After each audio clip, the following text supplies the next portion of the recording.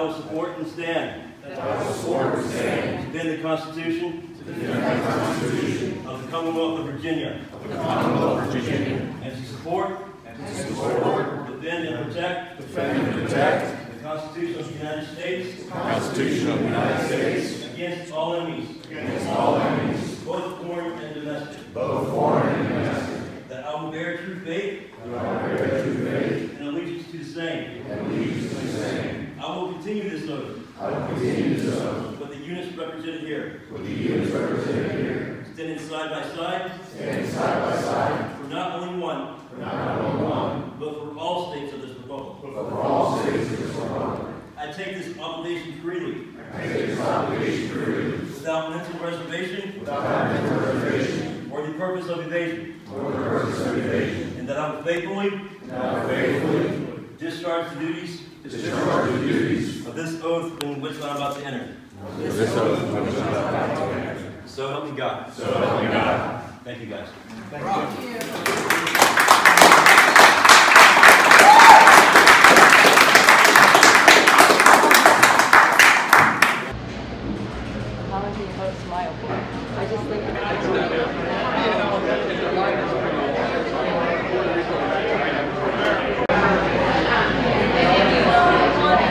I realize that we are here together from coast to coast.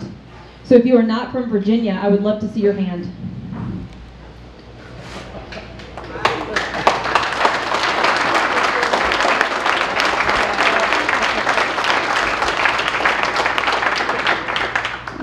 Okay. I want to be the first to say welcome to Virginia. I would love the honor of shaking your hand. My daughter, she's 6 years old, Abigail, she was asking me how many people are coming to my dinner. And when I told her, she said, "Mommy, you have so many friends." And it's true. In Virginia, we have a lot of friends, and you all are proof of that. I want to thank you very much for being here, because it's not just your state, and it's not just your household that you're here for, it's mine, for my children. So from Nathaniel, Abigail, Noah, Hannah, Caleb, David, and I, thank you for being here.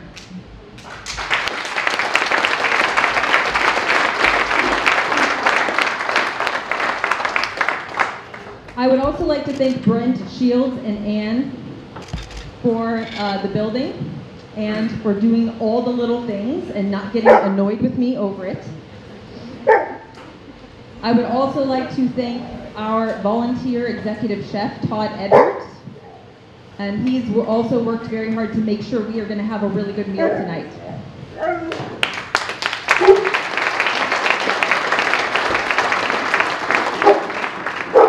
So what I thought was going to be kind of a small dinner for all our friends from out of state and in state has turned into a powerhouse gathering of some of the most influential constitutionalist thinkers that I know in this country. You guys blow me away. So thank you very much from the bottom of my heart for being here. There's actually a word in Hebrew that I love on a personal level. It's the word heart. In Hebrew, it's the word lev. But in Hebrew, the word heart does not mean your mushy center where all your feelings are. It's actually the completion of who you are as a person. It's everything. It's your entire being. So the word lev means your mind over matter. It means the strength of your body, the strength of your heart, the strength of your mind, all of it. And a strong heart is a metz lev. A strong heart is the one that gives you the ability to have courage, to face your fears, and to do what you know has to be done. So, I believe that our courage is what is going to keep us free. And so that's why we're here, and that's what we're doing. And remember that tomorrow when you're marching. Remember why you are here. A couple housekeeping things. The bathrooms, women's, men's, Don't be afraid to come up and use the bathroom when there's a speaker. I know it's a little awkward, but sorry about that. Also, we have a tip jar in the back for our chef who has volunteered and is away from his family to be here. The U.S. Law Shield is here in support of us tonight, and they are an amazing organization. I highly recommend you stop at the table in the back at some point and just see what they're about. And we have a pretty amazing lineup for you tonight. I'm very excited about it. John Cody's going to come up in a moment. He's going to lead us in the pledge and invocation, and then I'm going to let him decide who gets to eat first. So there's a phrase that that my children know, and it's how I feel about us. And it goes, sometimes it only takes a few who know what's right and do it too. So thank you all very much for being here.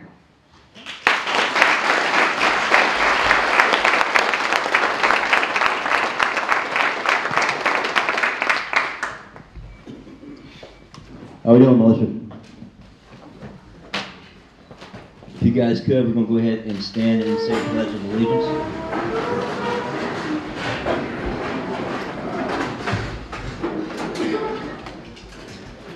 I pledge allegiance to the flag of the United States of America and to the republic for which it stands, one nation, under God, indivisible, with liberty and justice for all. If you could, just go ahead and remain standing. I'm going to go ahead and do the invocation. Almighty Father, we need your help for our country, the United States of America. We've let things slide for so long that the mountainous task before us seems insurmountable. Please strengthen us, Lord. We pray you will give us the courage, the energy, and abundant resources to put things right according to your will. Help us return America to the principles and values of our founding fathers. Show us, Lord, how to pare away the many parts of our federal government that violate our Constitution, which clearly defines strong sovereign states delegating a very small portion of power to the central government. In this prayer for America and for the Commonwealth of Virginia, we pray you will reveal the steps we need to take to get it done, and we give us the motivation and driving passion to take the necessary action. Let us stand in courage again at those who wish to destroy the foundations of our liberty, in which you gave us inspiration to our leaders before. Help us be a reminder to those who wish to destroy and strip away the very rights that you have freely given us. Lord, part of the reason we let things slide so long is that we have been wallowing in material comforts, pleasures, than blessings you have given us. You have given so much, and often we have hoarded and taken it for granted.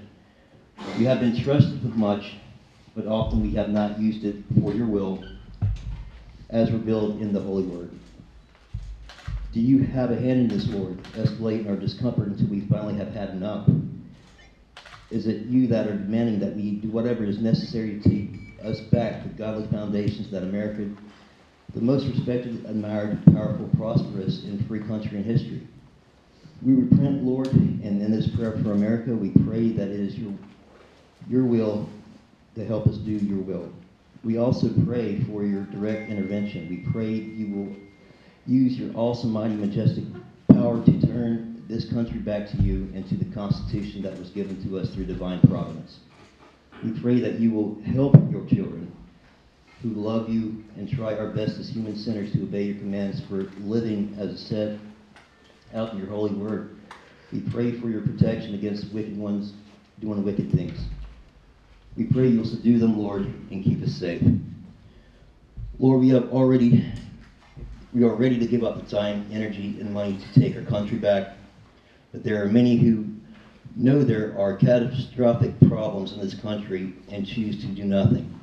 In this prayer for America and for every state in this republic, we pray you will wake them up to the urgency of the dangers facing us and prod them to join us. We stand ready and willing to return our nation back to you and guide your hand of protection, strength, and courage, and sacrifice, if you so call it. Let us not stand in fear of the unknown, but give us wisdom and fearlessness to stand against those who want to destroy your land. There are others uninformed who don't know about the change of our government is wrapping around us. We pray you will inform them and spur them into action, that they uphold these oaths that they swore to support and protect the Constitution against all enemies, both foreign and domestic. Let us pray to remove those enemies within our nation who seek to destroy it and take away the life, liberty, and pursuit of happiness for ourselves, for our children and grandchildren. Give us the strength and courage to stand for those who cannot stand, and let those who can be the awakening by the sounds of those who are crying out for freedom. We always have elections coming up, Lord. We pray that our current leaders will make wise, moral, and lawful decisions. We pray that each new election will bring us better leaders, honest, virtuous, trustworthy, incorruptible leaders whose goal is to serve you and to serve the American people by adhering to the Constitution as it was originally intended. Lord, for all of us, we pray that you will hear us farther, that you would lead us farther and farther away from self-centeredness and materialism and closer to you through your word. In this prayer for America, we pray that the American people will have as their highest goals the greatest lives ahead of them. For all this, we ask and turn to you, for without your help and guidance, we will fail without your direction and prevailing love. Amen.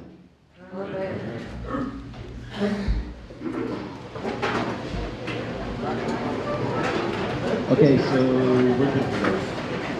Am I supposed to choose who leads first?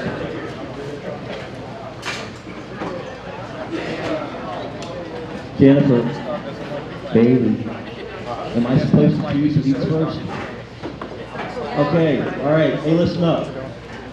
For those militias that are present, we want to graciously ask you to wait and let the host, anyone who is in the state of Virginia, please eat first. You have welcomed us into your state.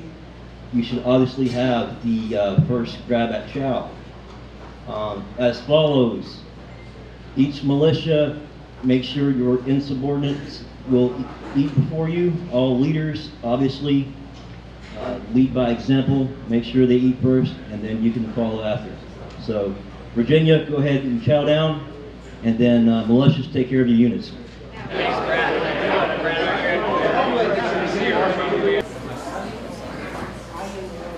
How was your dinner?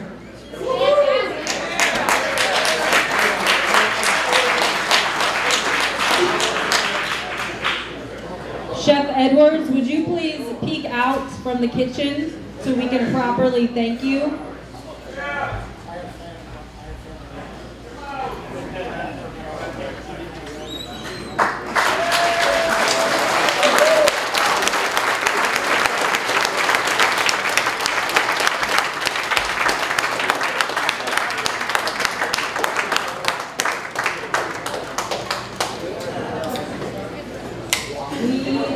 We're going to get started. We have a great lineup for you, and it's not something we're going to miss.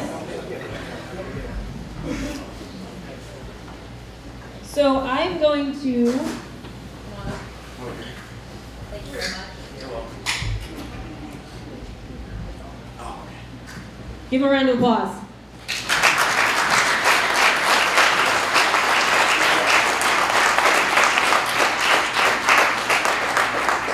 Thank you. I want to talk very briefly about the Virginia Militia Alliance and what we're trying to accomplish, just for your information. The VMA is here to support and unite the active militia and patriot groups of Virginia. As the militia, we have an obligation to uphold the authority of we the people as the supreme ruler over all affairs. And we have a duty to restore such authority where it has been taken from us. So we commit to helping individuals to find local militia and patriot groups in their areas of the state of Virginia and aid in the forming of coalitions between individual groups in and out of the Commonwealth. If you think that you can be of assistance in this goal, please see me, and I would love to talk about how we can work together. We will be having, we have a roundtable tonight, as most of you know, but we will also be having roundtables throughout the year. We will also be planning another State of the Militia next January, so stay tuned for information about that. Our first guest tonight is Greg Trojan. Greg, where are you, sir? Here he is in the back, and I'm going to ask him to come up. Greg started shooting with USMC Full Auto Thompson at age 7 and shot competitively in school and with the Girl Scouts. While working as a firefighter and paramedic, he spent 15 years as the legislative coordinator for I-8 of Ohio, working on motorcycle and transportation issues at the state and federal level. A job offer from Hewlett-Packard brought him to Richmond in 2000, where he joined the Virginia Citizens Defense League, VCDL, becoming an executive member in 2005. So everyone welcome a member of VCDL. We're very excited to have you.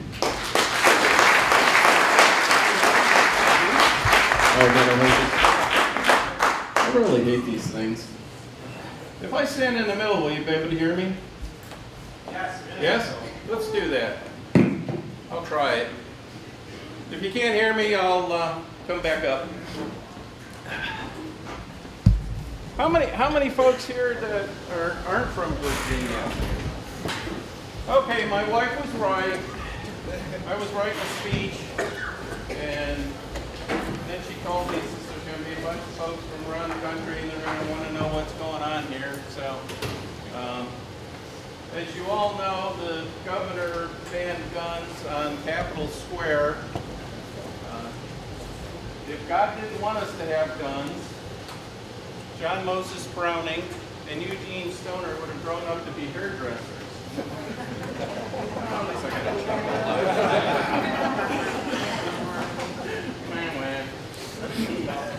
So, I'm thinking what I'm going to do is give you a little bit of a, I'm going to throw this away, and give you a little bit of history of how we ended up in the situation we're at right now.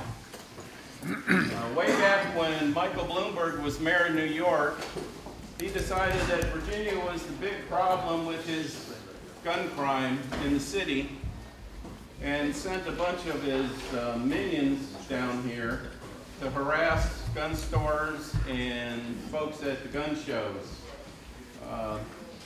Some of the locals have probably know Bob Moats was sued by Bloomberg because a few of the guns he sold ended up in New York City. So after harassing our gun stores and folks at the gun shows for a number of years, the legislature finally said they had enough and told them to get the hell out of Virginia. We'll take care of our own. So Mikey went back home all pissed off, and then he sat there and waited until he had the opportunity. Well, he's been pumping money into the state political campaigns for the last couple of years. Our governor right now received $1.4 million from Bloomberg. That was out in the open that he got to get the governor elected. Bloomberg has, we don't really know for sure, 50-some different PAC funds that he uses to channel money around to different politicians that are willing to do his bidding. So this past election, after having Republicans in charge of the legislature for the past 25 years, Bloomberg poured somewhere around $8 million, we believe, into the state. He used things like environmental PAC funds. Some of it was every town. You folks all knew them. Moms Demand Action, they put, he funneled $2.5 million, I believe, through them into the state. And the result was that we now have the Democrats in control of our legislature.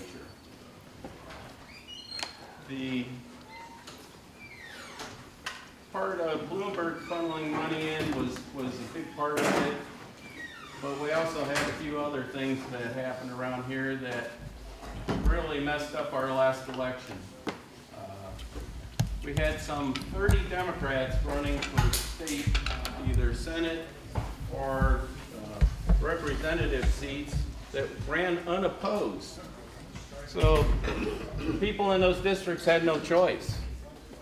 Because they had no choice other than vote for a Democrat, they basically stayed home. So they were pissed off that they had nobody to vote for. And consequently, most of them just stayed home.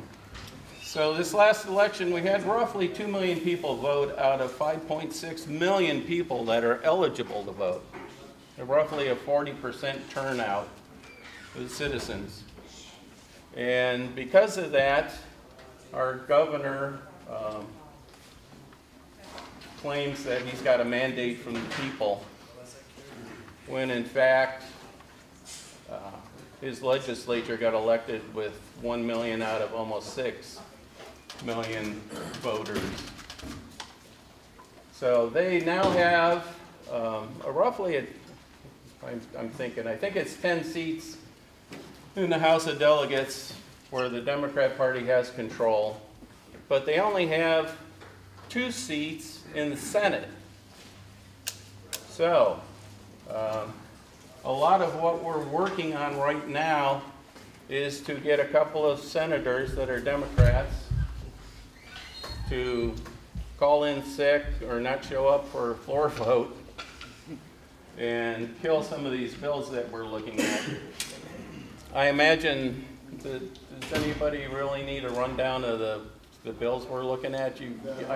I'm sure some of you folks probably know more about it than I do. So the pressure we've put on the legislature has caused them to drop one of the assault weapons bans that was introduced before the session started. SB 16 has been withdrawn.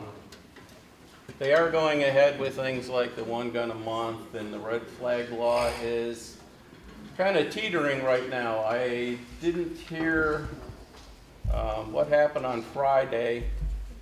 It's been passed, the red flag law has been passed over twice on the Senate floor, so we may have killed that one also. We'll have to wait and see, probably till Tuesday. Probably the next thing you're wondering about is the sanctuary resolutions that we've done. VCDL didn't actually have much of a hand in that when it first started. It was local folks calling their neighbor and communicating around their communities and talking to their local board of supervisors and saying, we are not going to put up with the crap that the governor's trying to force on us. Once that got started, VCDL got involved, and we wrote up a sample resolution to kind of help the Board of Supervisors along, which includes information on the U.S. Constitution and, of course, the Virginia Constitution, which actually has a stronger pro-gun language in it than the U.S. Constitution. Despite that, our governor and our Democrat legislators have still pretty much ignored the constitutions altogether and said that we can do whatever we want because we're the rule of law. Yeah, I know. Shake your heads. So the sanctuary resolutions have put a lot of pressure on the legislature. We've got people that were winning their seats by 1 and 2 percentage points, and now they're looking at, would somebody be so kind as to grab one of the signs and just kind of hold it up for me? Anybody? All of the green on the state is counties that have passed Second Amendment sanctuary resolutions. So far, we're actually up to, I think, 137 or 138 counties Virginia has independent cities, which is a little bit different than a lot of other states. They do not belong to the county. And then we also have towns that have their own councils.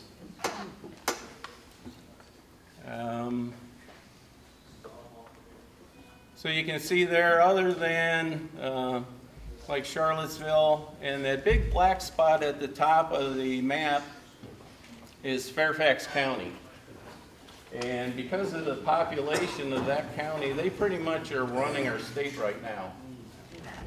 In the Senate, 6 of the 9 chairmen of committees are all from Fairfax County. So they're basically dictating to the rest of the state as to what's going on. So that's kind of a quick rundown of how we got into this situation. Of course, what we're doing next is, of course, lobby day tomorrow. And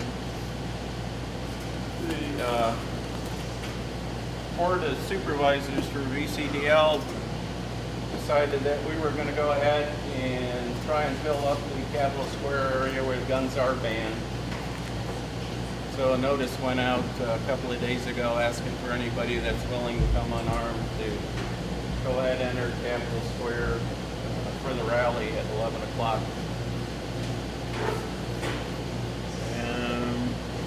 Trying to think of what other information you folks really want to know about.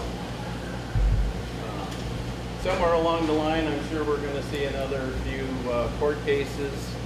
As you may have heard, we did file for an injunction against the governor's ban on arms and got turned down by the city judge. And then the Supreme Court said, we really don't have enough information to make a decision on this, so they denied our injunction. So for now, we're at that point. Anybody who's armed can still stand outside the fence area and let your voices be heard. So I guess, open for questions. What about the Republican senators that have voted to go ahead and pass these bills out? We had some that started kind of getting on the bandwagon doing anti-gun stuff, and they've kind of withdrawn back to with the rest of the party. That's one of the things we'll be working on very seriously come next state election. We run our state elections in off year. So this November, when you're voting for president or Congress and senators at the federal level, we won't have any of our folks up for election. The following year is when hopefully we're going to make a difference and put a Republican majority back in the Senate and hopefully the House. And I would like to see a governor also. The number of people that turned out for the Second Amendment sanctuary resolutions with their counties was probably somewhere around 200,000. Some of even the smaller counties that are completely rural had 500 and 600 people show up to urge their board of supervisors to pass a resolution. Now, the Attorney General claims that it has no legal standing in Virginia, but that wasn't really the point of passing the resolutions. It was to send a message to Richmond, and I think they've heard it. Any other questions? Yes? Now, with the resolutions, most of the counties in Virginia have passed resolutions basically, as I understand it, coming out of state where we will not enforce these laws. Right. Now, one of the things that we're pushing in Pennsylvania is actually getting ordinances passed where they could be held criminally liable for trying to force law enforcement to pass these laws. Is there something like that being discussed down here? Okay, if you didn't hear that, in Pennsylvania they're working on getting ordinances passed where they actually have the force of law. We have had one county, Tazewell, and I think it was Buchanan. Was it Buchanan? I think we've had 2 counties that have passed ordinances. Tazewell has actually said that they're going to form a county militia, which is fantastic news, yes?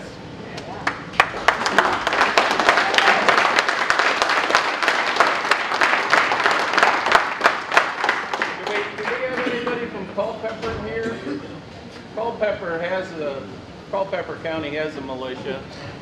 They had one during the Revolutionary War, and they're continuing the tradition. Yes? I'm the next county over. Oh, okay. I'm close. You're close? Yes, sir. I'm from New York. Can you get us information on how to organize the county militia? I'm not real good on organizing militia. I can get you information on the sanctuaries. That's kind of not my forte. Yeah, there you go. I think you'll find resources here in the room that can help you a lot more than I could. You've got some solid resources up in New York. You reach out to George Corbella. Yeah, well, not He ran the New York Lightfoot for quite a few years and did a hell of a job with it. So anyway, I'll wrap up because I don't know how much time I actually had. We've had folks that you've heard some of the goofy rumors. They're going to come in and do this or that, and I really don't think that we're going to have any issues at all with that. And if we have a nice quiet time tomorrow and have fun, the governor's credibility is going to be destroyed. He's already lost.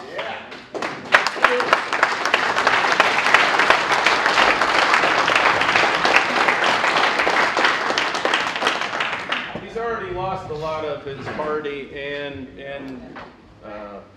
even a lot of the state departments, the state police, are quietly and private commenting on his actions. So all I can say is don't let the evil bastard win. Right.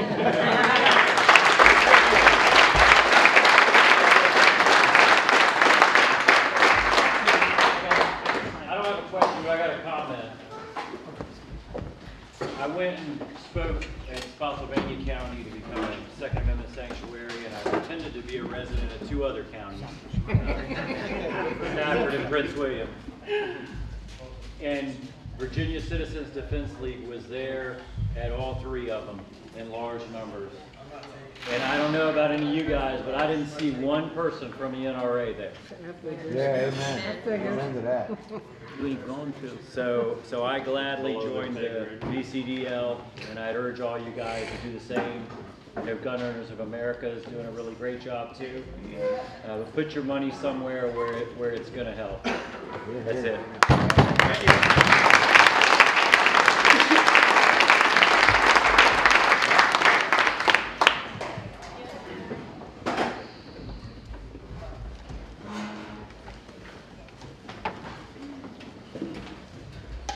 Hey Greg, we got one more question.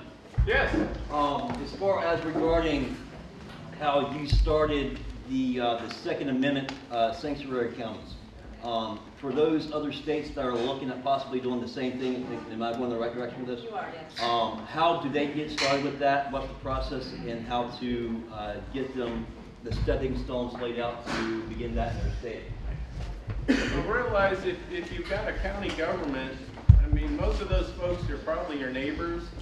They're the farmer up the road. Start communicating with your elected officials.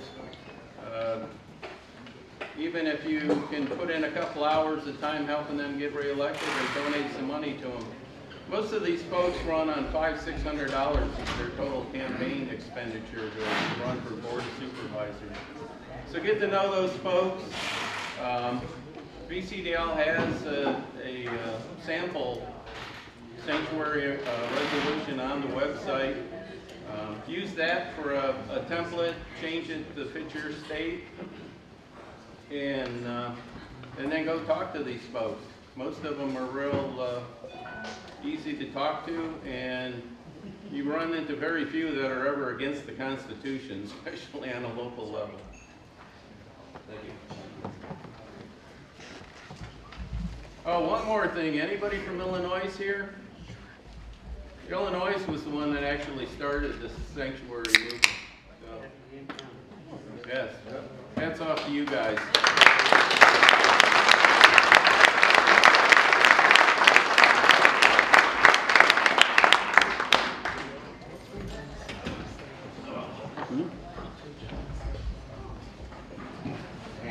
Y'all hear me?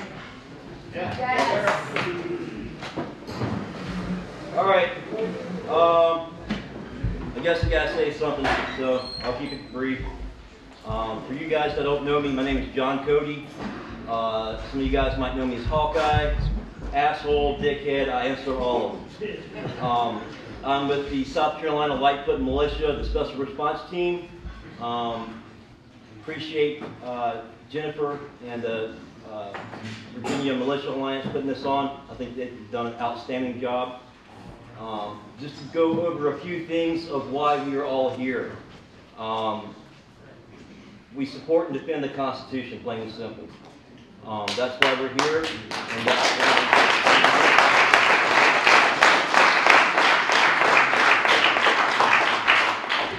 so what is the militia?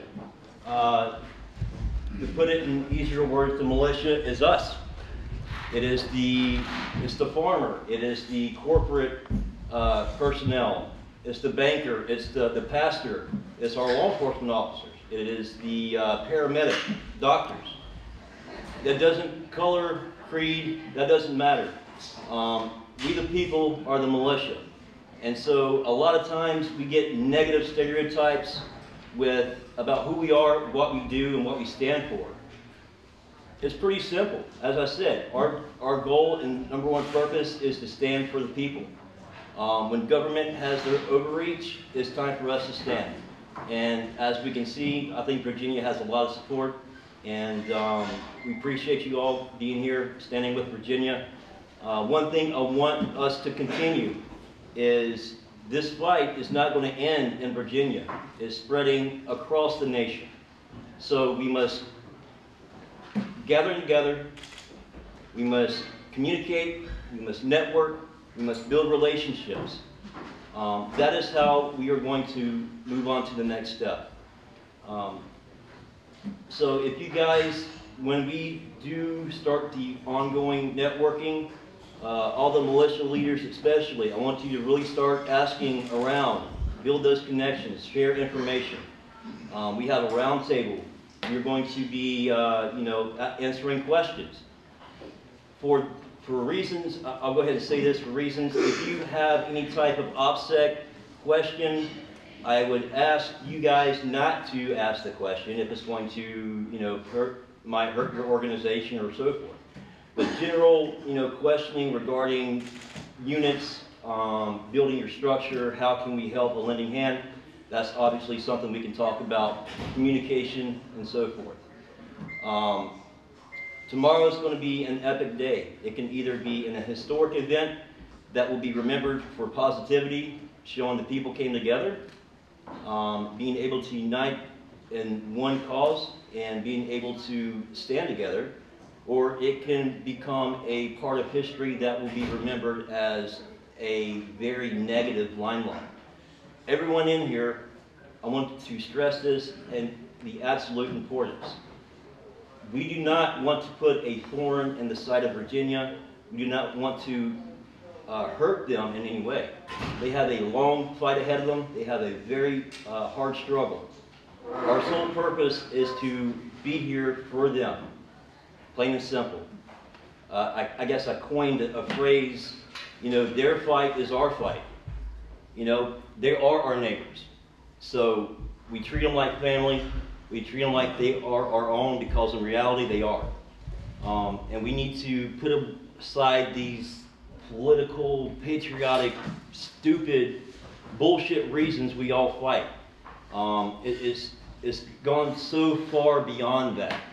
It's come down to us protecting the Constitution, protecting our rights, and protecting the people. And if we can unite on that, then we have a chance. So that's my spiel. I'm going to introduce our next speaker. And please, Lourdes, yes. training. All right, she is with the New Jersey State Coordinator for Tactical Civics.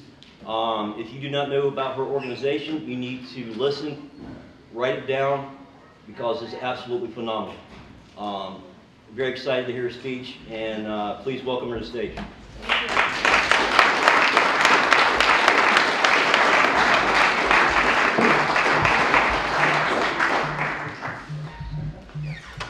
Thank you so much, and good evening. My partners and I from Tactical Civics are honored to be able to stand in this room tonight with all of you, men and women, who not only know, but live every responsible American's duty to defend our communities. Don't worry about the rejection and fear you get from people who you stand to protect, or from those whose criminality you threaten. You know how important you all are. My grandfather fled here from Cuba, looking for freedom and safety for his family. Ever since the Castro regime murdered his way to power in 1959, the Cuban people have been disarmed and defenseless because Castro's military dictatorship made private gun ownership impossible. So from my own family's experience, I know how important you are.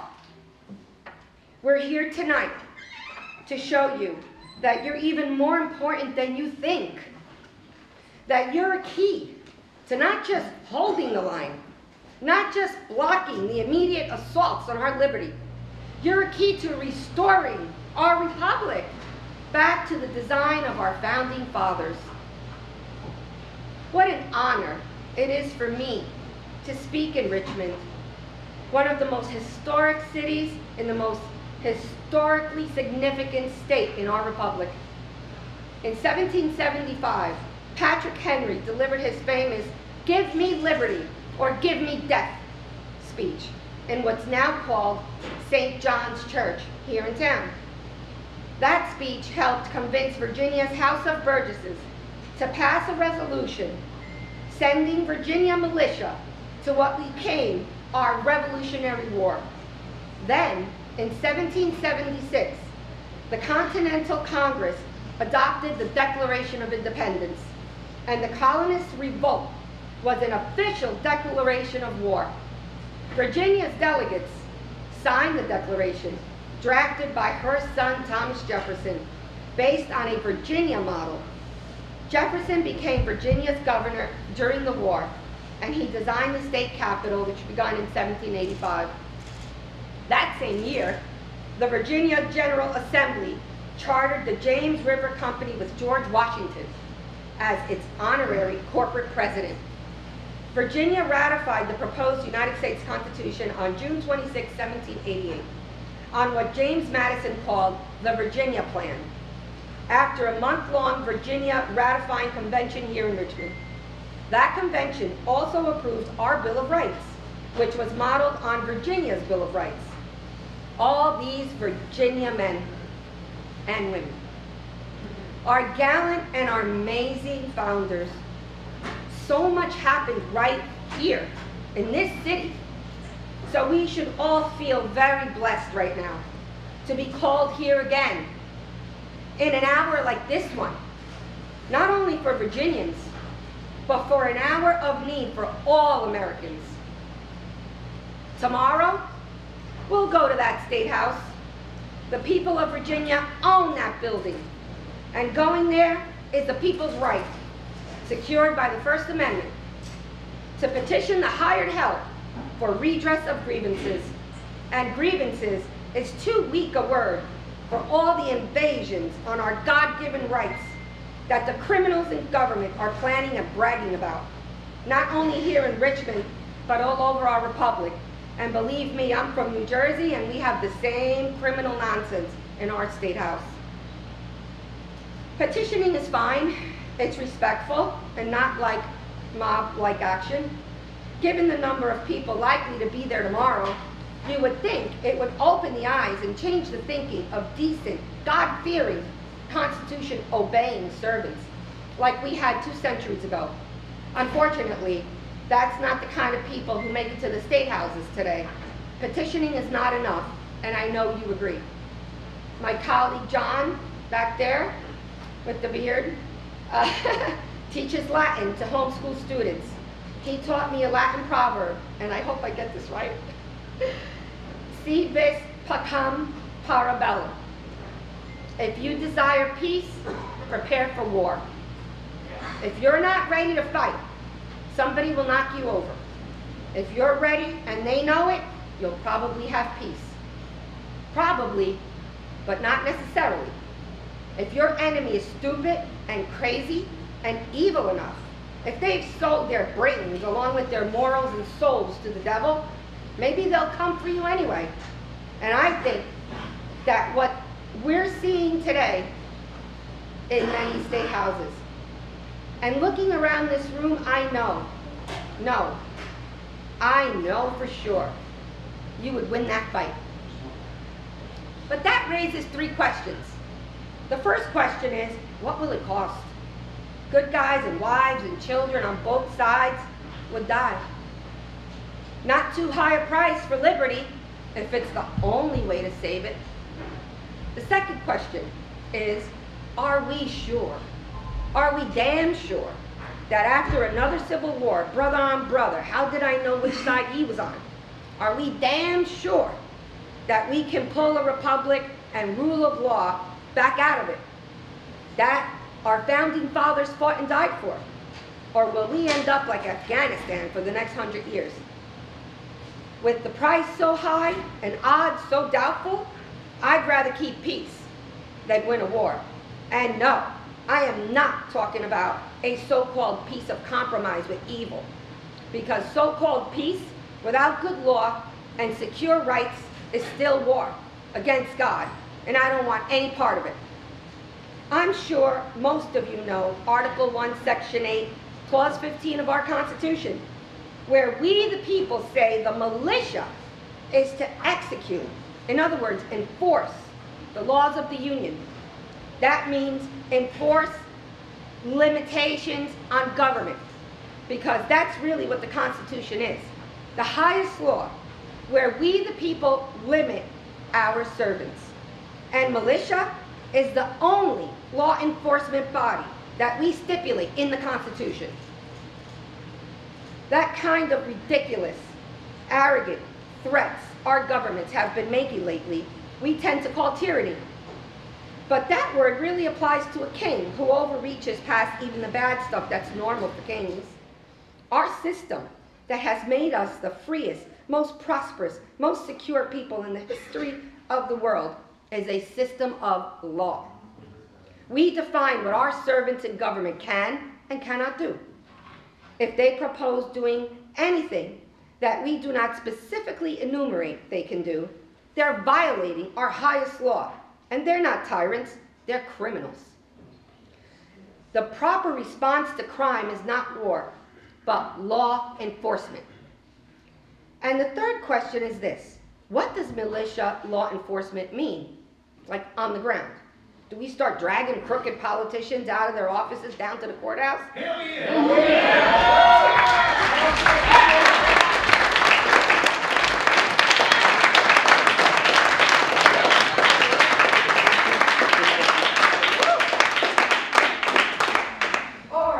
Just start stringing them up.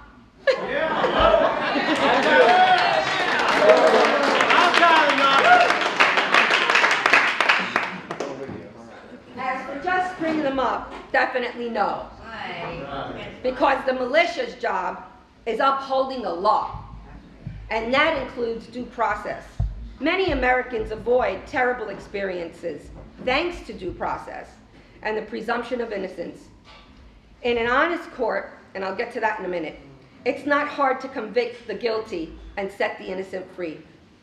To answer the rest of the third question, I need to get a little deeper into the law. Article 1, Section 8, Clause 16 says that Congress, quote, shall provide for organizing, arming, and disciplining the militia, reserving to the states, respectively, the appointment of officers and the authority of training the militia according to the discipline prescribed by Congress. Many state constitutions also have militia clauses, but for the past century, neither Congress nor a single state has done its duty for militia. So people say two things. First, they say that militia is dead.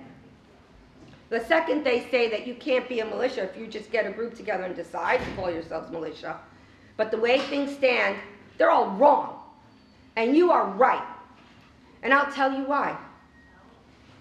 You probably remember in our Declaration of Independence, the long list of crimes of King George III. And one of those was, quote, "He has dissolved representative houses repeatedly and refused for a long time after such dissolutions to cause others to be elected." Then there's the point, here's the point, quote, "whereby the legislative powers incapable of annihilation have returned to the people at large for their exercise." So if Congress and your state and your county servants refuse to provide for constitutional militia, then the power and duty returns to us, to the people at large, to maintain the rule of law. And that's not Congress's so-called unorganized militia, because that's a contradiction in terms. By the way, we the people stipulate in our Constitution that Congress can provide for militia, but not create it, not control it, not replace it with federal fake militia, and certainly they can't kill it. From the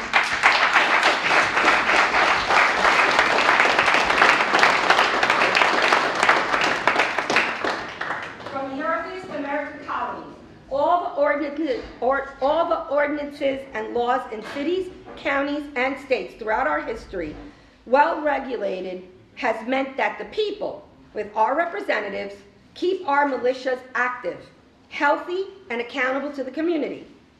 Given the flood of unconstitutional red flag laws and gun grabs in so many states, and now the outrages planned and already begun this session by the Virginia legislature, most Virginia counties and counties in many other states are passing resolutions claiming Second Amendment sanctuary status. That's a beautiful first step for wimpy county commissioners to take. But two problems with that. First, the sanctuary stunt, that came from the liberals. The Constitution is our highest law, and it already applies everywhere in this republic. And secondly, and more importantly, a resolution is a non-binding act that has no teeth. Tazewell County, I'm going to answer your question, Tazewell County and Lee County here in Virginia both passed kind of a pre-militia ordinance announcing their intention to be ready to form militia. But they didn't actually do it. They haven't started taking nominations for militia officers or planned training or anything. And you can't just pop a militia into being all of a sudden, as you all well know. It takes a lot of time and work. You know what I think? I think all those sanctuary resolutions are politicians' escape tricks to get the crowds to go back home. But I don't trust a politician. I'll never trust a politician, ever, or you'll get burned. So here we are again, guys, too much like 1776. We the people being pushed into the same kind of situation we told the world about in our Declaration of Independence. The difference now is we the people are legally the boss over a written constitution that all those servants need to obey or face consequences. The duty of the government to recognize and support militia is written in the black letter law of our republic. And now, in our historic opportunity for militia to publicly recapture the constitutional legitimacy you've trained for and prepared for, making your county or city recognize your militia units or establishing one, if there's none there, is the first step in being able to execute grand jury search and arrest warrants, and to perp walk bad guys into the courthouse for felony trial. One of the things we've brought here tonight is a rock-solid tactical civics model militia restoration ordinance that you can take to your county, plus a draft speech that you can read to introduce that ordinance. You'll need a big crowd of good people to fill the courthouse when you're on the agenda. Your people need to know the law and need to demand that it be obeyed. We can help you build that offense, but it's an offense for community defense. because God gives all people the right and duty to defend themselves and their communities. This is all about the rule of law. Remember, we the people are the only human power over the United States Constitution. All of our servants in government are under it. To show you how militia law enforcement should look, I need to bring in the other missing half of constitutional law enforcement. And only Tactical Civics is talking about this. And I'm talking about the grand jury. Grand jury was first described in the Dooms of King Ethelred in 997 AD, 1,023 years ago. So it's not a new institution. People today think that the grand jury is just a rubber stamp for the judge and prosecutor, and right now that's usually true. But that is not the law, and our project called Grand Jury Awake is going to change that. Building on that 1,000-year-long string of precedent that I mentioned, the United States Supreme Court in 1992 case, Prince versus U.S., said, we don't even need a judge to impanel a grand jury. If the state illegally shuts it down, any sheriff can impanel one. But a true grand jury does have to be impaneled with members chosen by the county clerk at random from county election or tax rolls, or in the worst case, chosen by a sheriff. So people just can't self-elect and make a grand jury, vigilante style. Now, in another 1992 case, U.S. versus Williams, the United States Supreme Court said that once the grand jury is impaneled, no judge and no prosecutor can interfere with its deliberations. Of course, arrogant judges want us to think that they have the final say. So they don't want their boss, we the people, to know this. 2 states, Connecticut and Pennsylvania, even went so far as to eliminate their grand juries, to let federal courts take everything over. That's totally unconstitutional. So once the grand jury is impaneled and seated, it investigates by issuing search warrants, and it has power to summon witnesses. If the witness won't come in, the militia brings them in for questioning. How about if the place that needs to be searched happens to be the sheriff's office, where drug evidence is mysteriously disappearing, or where somebody's in cahoots with a meth lab or drug cartel? Obviously, the sheriff's deputies or state troopers won't serve that warrant. The proper authority to execute search and arrest warrants in that kind of case is the militia. That's exactly what we stipulate in the Constitution. That's what execute the laws of the Union means. When the grand jury issues an arrest warrant for that sheriff, or for the mayor, or for a senator, or for a bench judge, or even for a criminal governor.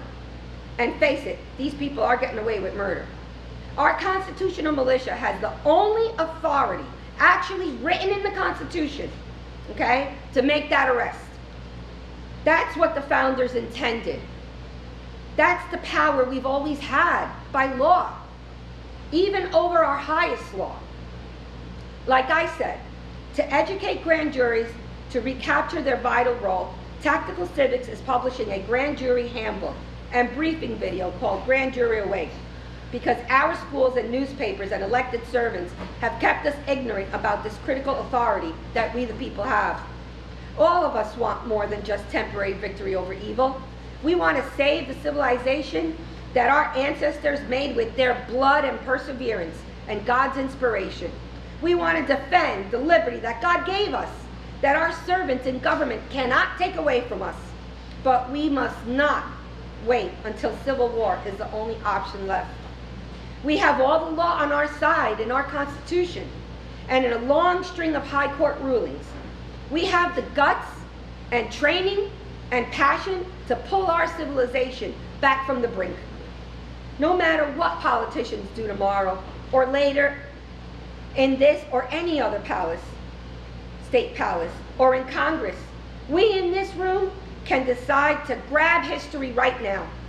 We start by pushing militia ordinances through as many counties as we can, with the same huge crowds that showed up for the non-binding sanctuary resolutions. At the end of each meeting, we get as many as are willing and able. That is to say, mostly you guys who are already doing it, to sign up for constitutional, well-regulated militia duty. Passing a militia ordinance and actually signing up militia in the counties will be much tougher than just declaring a toothless sanctuary from gun grabbers.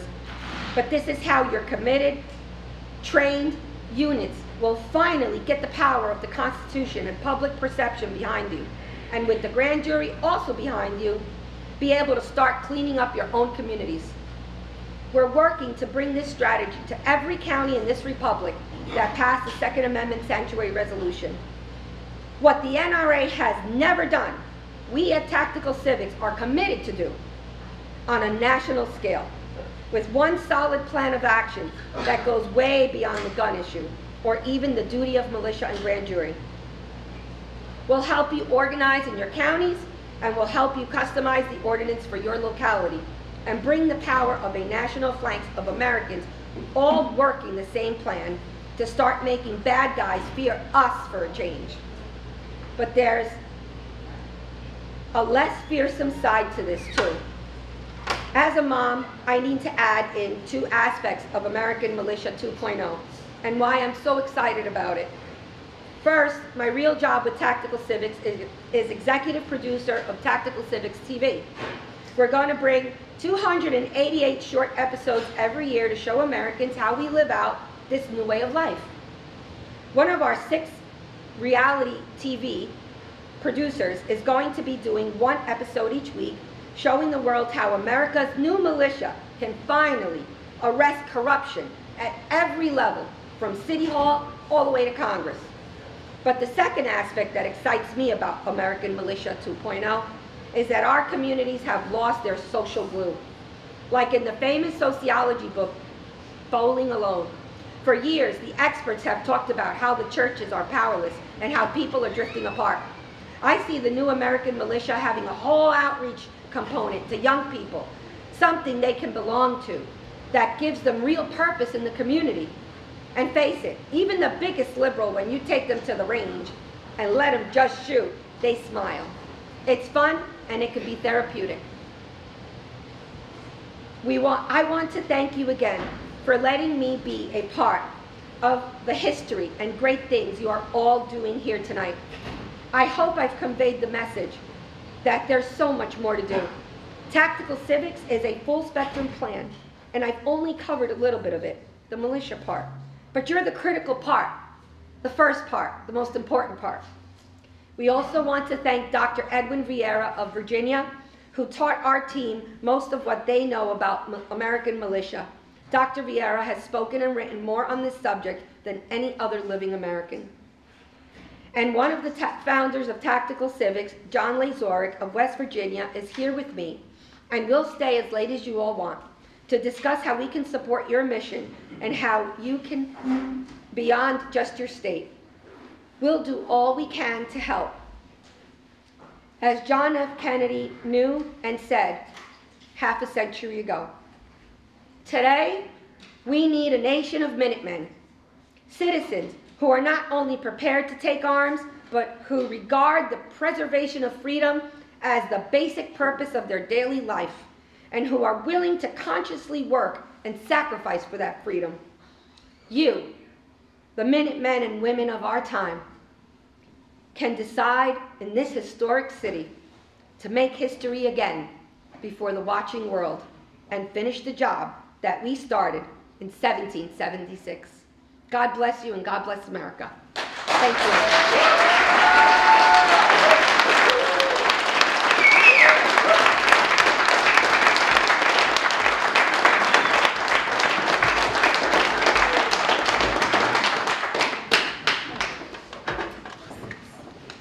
Thank you, Lourdes.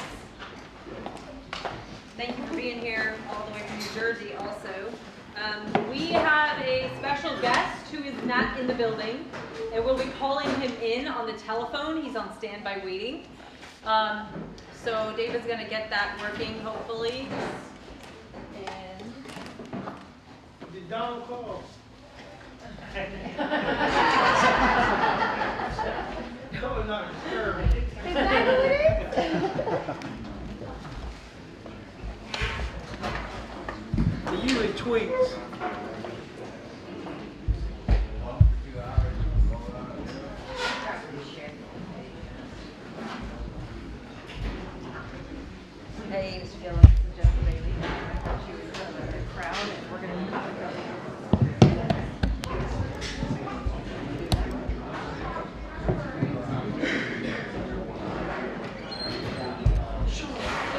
Kevin Gillum is a career public servant with over 19 years of service as a Navy SEAL, FBI agent, air marshal, and security contractor and truth seeker.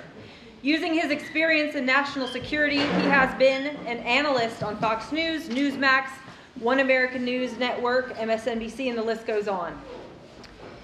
He has been a guest host on the David Webb Show and Sean Hannity Show. He has also written a book called Sheep No More, The Art of Awareness and Attack Survival. So I know he can hear you if you want to give him a hand. He's going to speak.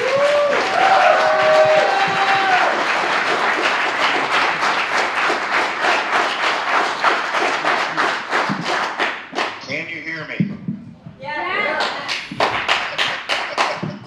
Well, I can hear you guys, and so can the rest of the country. And I tell you, I'm out here at SHOT Show in Vegas right now, and I think your numbers would probably quadrupled if it wasn't, this March wasn't happening this week. Unfortunately, SHOT Show's happening this week, so a lot of people are out here. But I wanted to let you all know, I wanted to come there.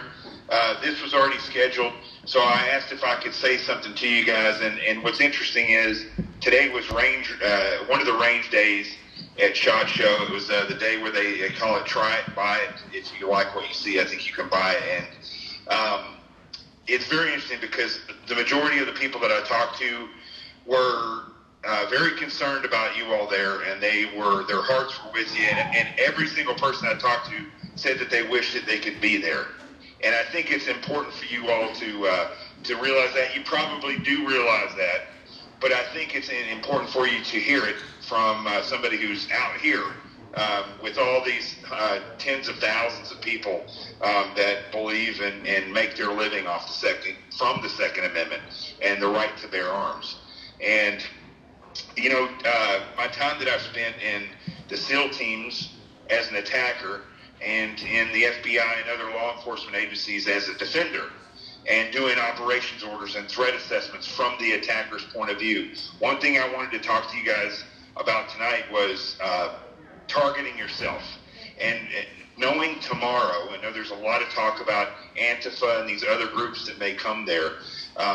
You have to yourself look at your group, look at your location, and look at the behavior of the people that you're with, and the people that you know, and the people that you know are there for the right reasons. Those individuals that are against you will either outwardly and overtly protest and show a different set of behaviors, or they will covertly try to come in and cause disruption within the protest that you all are doing, the march that you all are doing. And you can see their behaviors. Criminals give away behaviors, and attackers give away behaviors. And remember, an attack isn't just a physical attack. It doesn't mean somebody's reaching out and physically touching you. If they can disrupt tomorrow, if they can make you look bad, if they can make you look like, turn this into a racial thing and not the Second Amendment, they will do that. And you can see that in their behaviors. So it's important for you all to realize that. Put yourself in their position, not your position. When you go there, or even tonight, think to yourself, if I was going to disrupt things, how would I do it? Keep a list of those in your mind or on a piece of paper. When you get there, look for behaviors that these people present that aren't lock in step with you. Many of them will show up and act like you, but they don't understand the Second Amendment. Don't be afraid to question somebody that you don't know. I've given some suggestions, and they can talk about that as far as amongst yourselves about what I've thought about security procedures for tomorrow. I don't want to say those all out loud. I'll let you all discuss that amongst yourselves, and some people there know what I'm talking about. But I think it's important for you all to take a moment and pause tonight and tomorrow and share this with every single person that you can. Look for the behavior. Look for the way that you act. Sit there for a minute and you will see it. You will identify it. I know there's probably people in there from New York. I'm from Arkansas originally, but I live in Manhattan. That's where I was in the FBI. And I can tell you, as chaotic as New York City is, there is a regularity to the behavior. And you can see when people are tourists because they don't act the same way as the normal crazy person. or as the normal worker that's going as fast as they can to get from point A to point B. They don't act the same way as the normal criminal. And that's the way the criminals work. They can identify these tourists.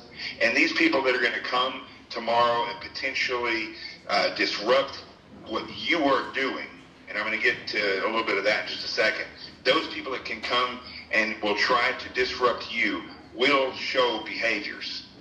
So while you're there tomorrow, while your focus is on the Second Amendment and your focus is standing in unity for the Second Amendment, you should also stop and pause and take a look around and observe the behaviors of those of you that are there for the right reasons. And I can guarantee you, if they're not, you will be able to identify them. Now, how you deal with that, that is up to you. But in case that something happens, it's going to give you a good defense to say, no, that was not us. And I think it's very important for you all to realize. Now, that's my little security brief for you for tomorrow. And I hope you appreciate that. I hope some of you that weren't thinking that way are kind of locked in now as far as that goes. You can predict where these people are going to do things. You can predict their behaviors. You just have to step into their shoes and look at you from their perspective.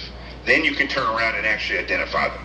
Now, with that out of the way, I just want to let you know, myself and all the service that I've done in the SEAL teams and the air marshals and security contractor and as an FBI agent and now serving in media. I'm serving in media. My goal isn't to be famous. My goal isn't to be a blabbermouth on one of these networks or on radio just so that people know who I am. My goal is to get out there and spread the truth.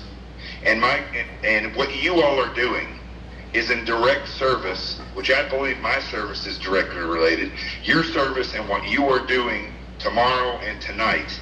And every time you meet with defense of the Second Amendment in mind, you are locked in step with the founding fathers of this country. And you need to know that. You need to keep that in your mind, and you need to remember that what you are doing is the right thing. And when you realize that what you're doing is the right thing, the truth will guide you in your behaviors. It will guide you in your actions. And we see it. We see what's going on there in this country. What's happening in Virginia is happening faster than most people realize. But it's also not just happening in Virginia, it's happening around the country. And what you all are going to do tomorrow is what's coming to the rest of the country. They will have to face these circumstances just like you are. And the key to tomorrow is unity. You may see people out there that you know that you don't like. Tomorrow, you better be best friends. Because tomorrow, you don't stand together with people because you like them or don't like them. Tomorrow, you stand together because of freedom. Amen? Amen. So, I just want to end with this. I'm getting ready to go eat. I'm in Vegas now, so I'm getting ready to go eat a hamburger and french fries. Can't get much more American than that. I know you guys will probably have something a little bit better than that, I hope. But you all, and I've said this already, but you need to realize that we see what you're doing. The world sees what you're doing. And the world and the rest of the country, and we see what those politicians and the leftists and the socialists and the communists are doing to this state of Virginia and to the rest of the country. So I applaud every single one of you for what you're doing. I'm standing with you even though I'm not there. And trust me, we have your back. So tomorrow, go out with confidence and knowing that what you're doing just by being there is the same exact thing that the founding fathers would have done. And I salute every single one of you. And remember, you can find me on Twitter, @JGilliam_SEAL, on Facebook at Jonathan T. Gilliam. You guys want to drop me a line, you can do that. I'll always try to respond if I can. And I have a podcast now called The Experts. You can find that wherever podcasts are at. And the reason I mention those things is because the front line now, besides where you're at, is in social media and it's in the airwaves. I've been blocked off of YouTube. I've been blocked on Facebook. And finally the podcast is, and even on radio. can't say certain things on radio because they're afraid they'll lose their advertising. But now in podcast world, I'm able to say what the truth is without worrying about being censored. And I will do that fight for you guys if you promise me tomorrow that you'll go out and you'll fight the good fight in the peaceful way that you can, but being smart and not backing down from these people. So God bless every single one of you, and I thank you for standing there where we can't be tomorrow. So God bless every single one of you.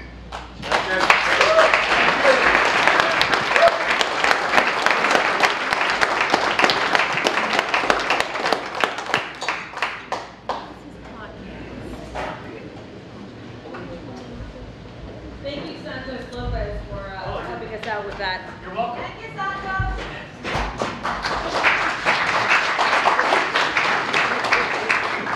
So at this time, I'm going to go ahead and not have the break. Please don't get mad at me, but we're going to have something really special, and I would like to invite Tammy up to tell you about that.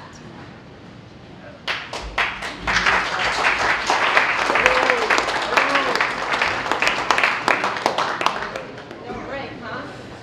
So if you need to grab a piece of cake or some coffee, feel free to do so, but we're going to continue. Is this thing on? Is it? Should I be loud?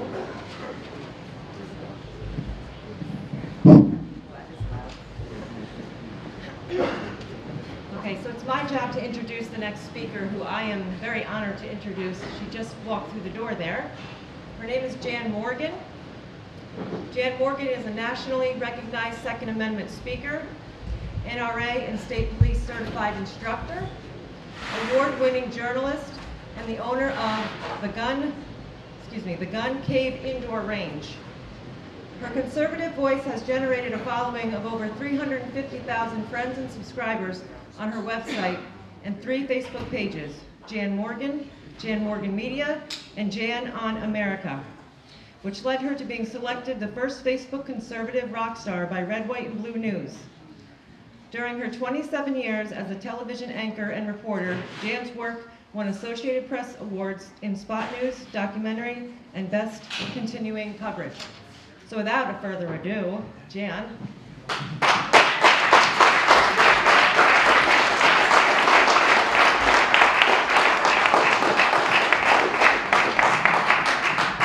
Thank you. Great being here tonight. I'm sorry I was a little late.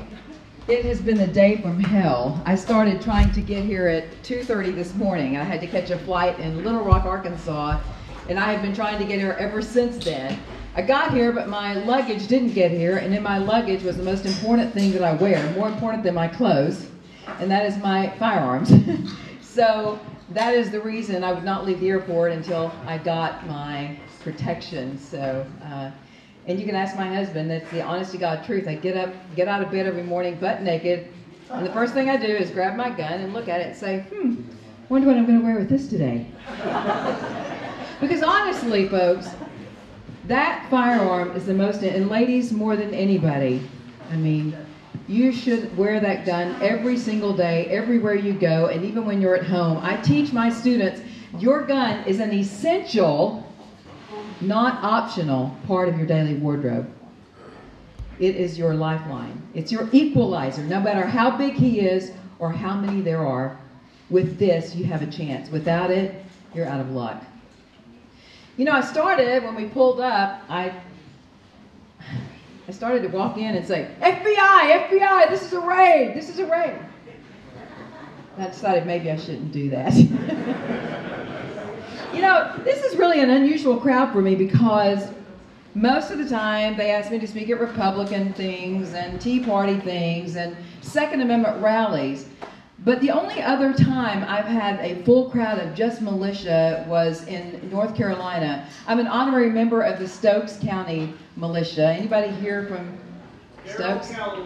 Okay. So I taught a firearms class for them, actually, and when I had a speaking engagement in North Carolina. But anyway, so this is different for me.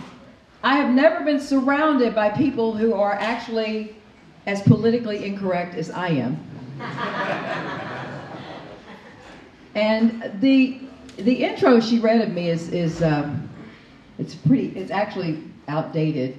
Lots happened since that intro, so I'm not sure where John Rowland probably gave that to you, Tammy. So that's what I get. John, yeah, don't buy a gun from John either, okay? The worst gun I've ever had, the piece of lemon, the one gun I own that I hate, I bought from him. So don't ever believe what he says. Piece of crap.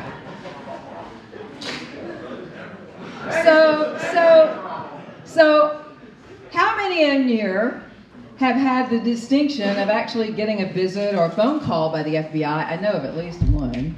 There you go. Yeah, because these days free speech is it's just not there. If you say something that somebody doesn't like, suddenly you get a visit by the FBI. Now, I've had a visit by the FBI, but it wasn't like yours. I got a phone call. Mine started with a phone call. My husband and I were in bed one morning, and my cell phone rang. It was just a bunch of zeros. And I looked at it, and I thought, well, who's this? Somebody's trying to hide their number from me. My husband said, answer it. So I did. I said, hello? And the voice on the other end of the line said, Jan Morgan? And I said, who wants to know? He said, well, this is Special Agent Chris McCaslin with the Counterterrorism Unit of the FBI, and we would like to meet with you today and talk. Well, I started laughing. I held the phone out and saw my husband. Of course, we're still in bed. I said, this guy says he's with the FBI and he wants to talk, right? Yeah. So I said, okay, so really, who is this? And he went, this is Special Agent Chris McCaslin with the Counterterrorism Unit of the FBI. The supervisor of the Counterterrorism Unit and I need to meet with you today. And I said, do I need a bail bondsman? He said, no. And I said, okay, wait. Are you asking me? So this is optional? Am I in trouble? And he said, look, we need to meet with you. Could you be down at the Sheriff's Department today at 1 o'clock? And I said, can my husband come? And he said, well, actually, we'd like for him to come because we would like to talk with him too. And of course, you have to realize my husband is a very private, discreet kind of guy, and I'm a very public kind of girl. So since he's married me, I have just totally drug him through all kinds of stuff. So I looked at him when I hung up the phone. I said, honey, we have to go to the police department and meet with the FBI. And he said, what did you do now? I said, I don't know. So we go down there, and they show us their credentials, take us back in the back room, and they sat down with us, and they looked at me like I was a dead man walking. And Special Agent McCaslin said, Miss Morgan, ISIS is in Arkansas, and you are on their hit list. And I was like, wow, that's awesome.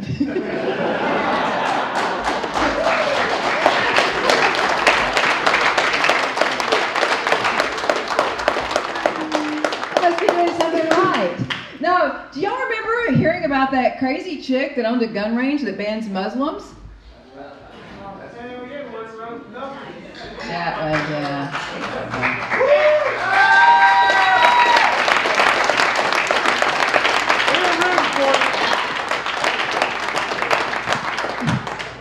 So, look, I didn't even know what Islam was until 9/11. I didn't understand. I had no idea. So I studied for 12 years. I studied it. I read the Quran. I read everything I could get my hands on because I didn't understand why. Because, President Bush, remember when President Bush stood in the ruins of the World Trade Center and he said, we are not at war with Islam. Remember that? That was the day that my president lied to me. I was like, well, wait a minute. Apparently they're at war with us. I mean, the truth is, what I discovered in my studies, and I'm not going to get off into a bunch of stuff about Islam, but I wanted to explain to you why I did what I did at the gun cave, my range. Because I learned that there were 109 verses in the Quran that commanded hate, murder, and terror against all human beings who refuse to submit or convert. I learned about civilization jihad. You know, a lot of people who aren't in the know think that our biggest threat in America is the physical acts of terrorism that occur, and that's not true. Civilization jihad is the methodical infiltration of every branch of our government, every facet of our society. And so, after I read the Quran and I studied it, and I read what former federal prosecutor Andrew McCarthy, he wrote The Grand Jihad. You should read that book. I read Nani Darwish, who was a Muslim who fled Islam, and she wrote about civilization jihad, and she warned America that we must pay attention. And of course, everything that she said, everything that former federal prosecutor Andrew McCarthy said, has all come to fruition. You go to certain cities in America, and if you have a Christian pamphlet in your hand and you're trying to hand it out on the street, you're going to get stoned. You can go to certain cities in America and you don't look like everybody else. You look like an outsider. When the language in a city is no longer English, but some other language, and you're the outsider, then we're losing our culture. So my deal is this. I don't have anything against people who worship Islam, Allah. And I'm not saying all Muslims are terrorists, but I'm saying if you're an adult, I expect you to know what you've aligned yourself with. And if you're an adult, then you should have read the Quran. If you say you're Muslim, you should have read the Quran.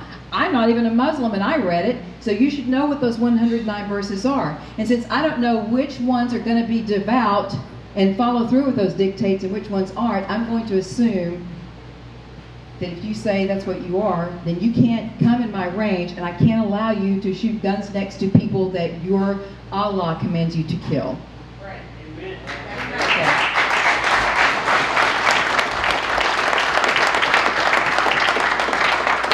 So that's why I did what I did. But look, I didn't come here to talk about that. I came here tonight to thank you, because you are politically incorrect, because you are standing on the foundation of a great country. And without people like you, we're going to be where Europe is today. We are heading there so much faster than I ever dreamed in my wildest nightmares.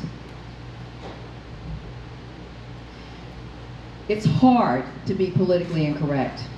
It's hard because the media, what are you? Are you with a news outlet?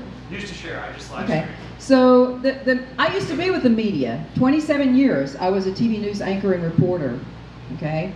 I got out of it so that I could actually do something that I felt was benefiting people instead of just regurgitating the bad news of the day. So now I'm a firearms instructor. I teach people the skills they need to save their lives. But when you take a stand for what's right, and when you take a stand for the Constitution and the Bill of Rights, suddenly in our world today that makes you an extremist. And when I ran for governor, they called me an extremist. Why? Because I'm a constitutional conservative, because I believe in the Bill of Rights, because I understand the difference between rights and government-issued privileges, and because I know that the Second Amendment is a right not to be regulated or restricted. And when you know the difference between rights and privileges, then you understand that what's happening in Virginia is the beginning of a disaster. It is truly ground zero. And if we are not successful here in turning around what's happening, it's going to spread like the worst malignant cancer ever, because they know what they're doing. How many of you seen the Rocky Mountain heist? Anybody in here? Okay. You're not going to have time between now and tomorrow, but I challenge you, when you get a chance, go on YouTube and type in the Rocky Mountain heist. Michelle Malkin, very credible journalist, investigative journalist, she said this was going to happen, and she said it was going to happen in Virginia.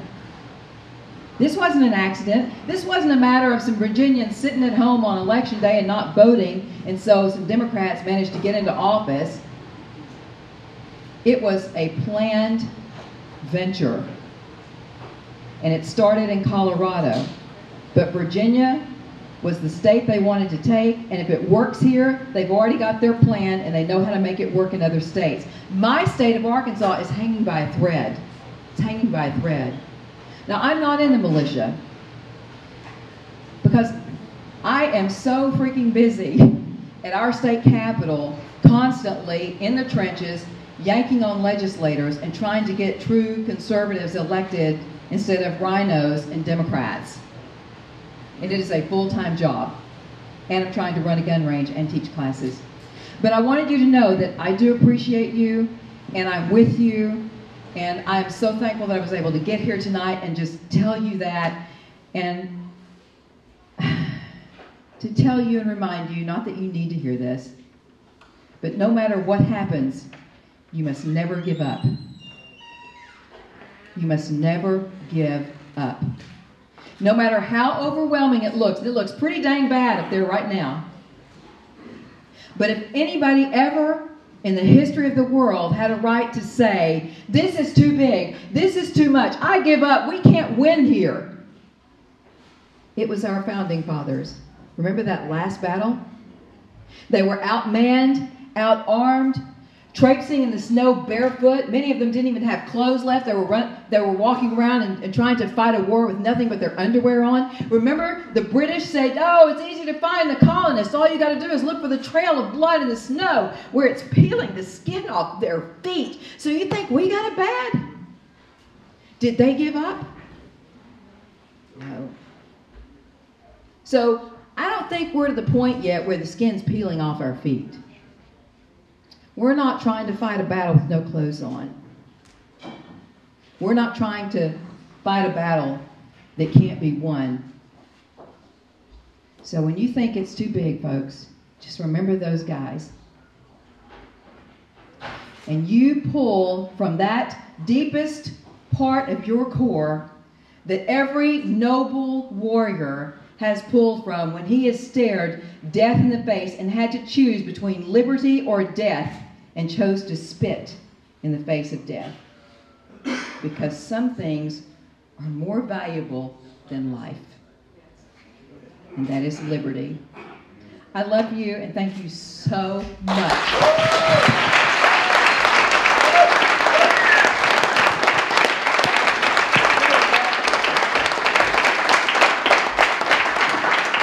Can I introduce Dan Ross?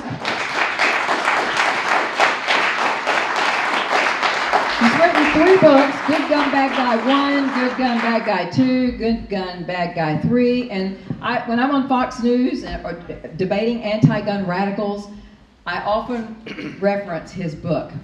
Because for years, folks, the NRA, which I'm no longer a member, I suspended my membership a year ago. Yeah, because of their constant compromising.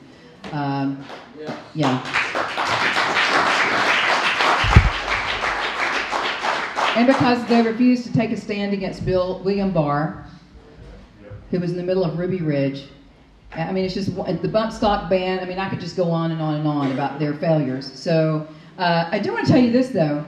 The people who are making the biggest difference in these battles, it's not the NRA. It's not these big national organizations. It's the grassroots people, like Virginia Citizens Defense League. In my state, it's a group called Patriots of Act 746.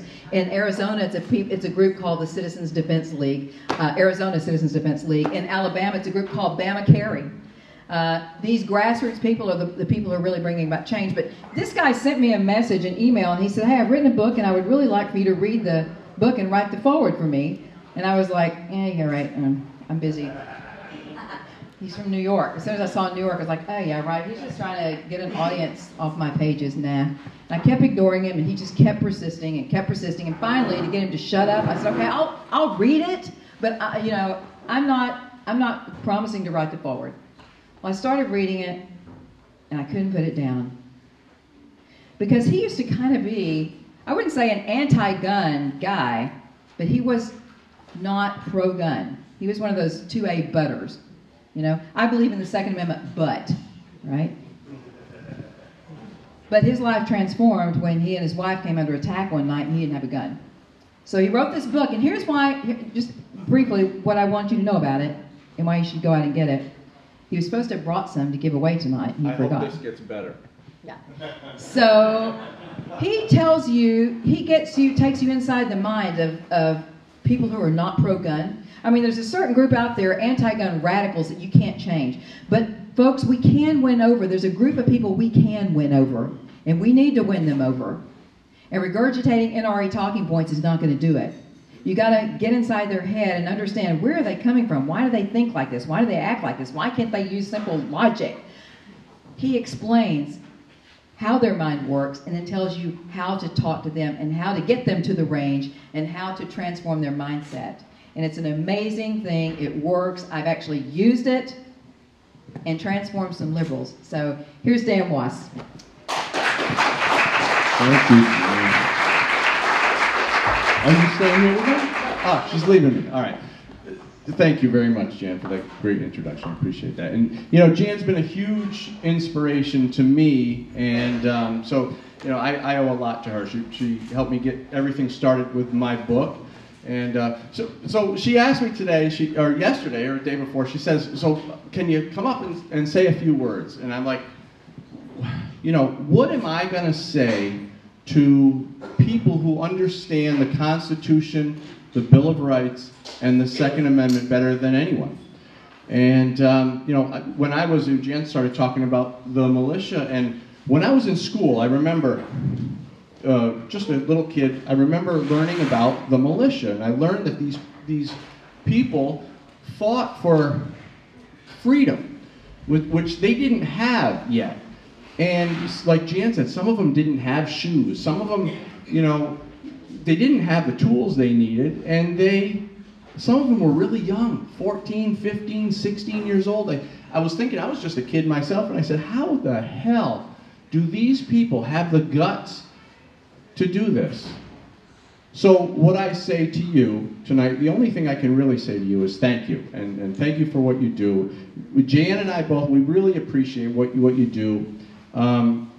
If I could bring one thing to the conversation today, Jan, you know, what I do is I talk about the anti-gun mindset. You know, there's a propaganda media out there who work very hard, constantly on a daily basis, to convince people who don't know any better that guns are bad, they need to be banned, and all this stuff.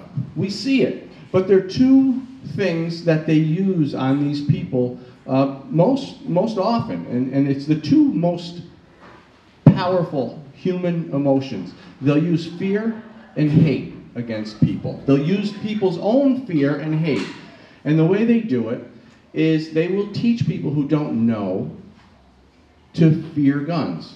Okay, so the most important thing is to make people scared to death of guns, and that's exactly what they do. That's why when you see one of these school killings, you'll see the first thing they do is they run that AR-15 across the TV screen. It's the most powerful imagery, and people who don't know, who are already scared of guns, they will vote for the politician that promises to keep them safe. Fear is the most important thing. Another thing about fear, though, what they do is these people, the anti-gunners, the anti-Second Amendment radicals, is they believe that guns cause people to be violent. In other words, if the killer didn't have a gun, he wouldn't kill. And we know that's not true because we've seen what happened in London. London, just not too long ago, exceeded New York City in violent attacks. But they didn't use guns. They used knives.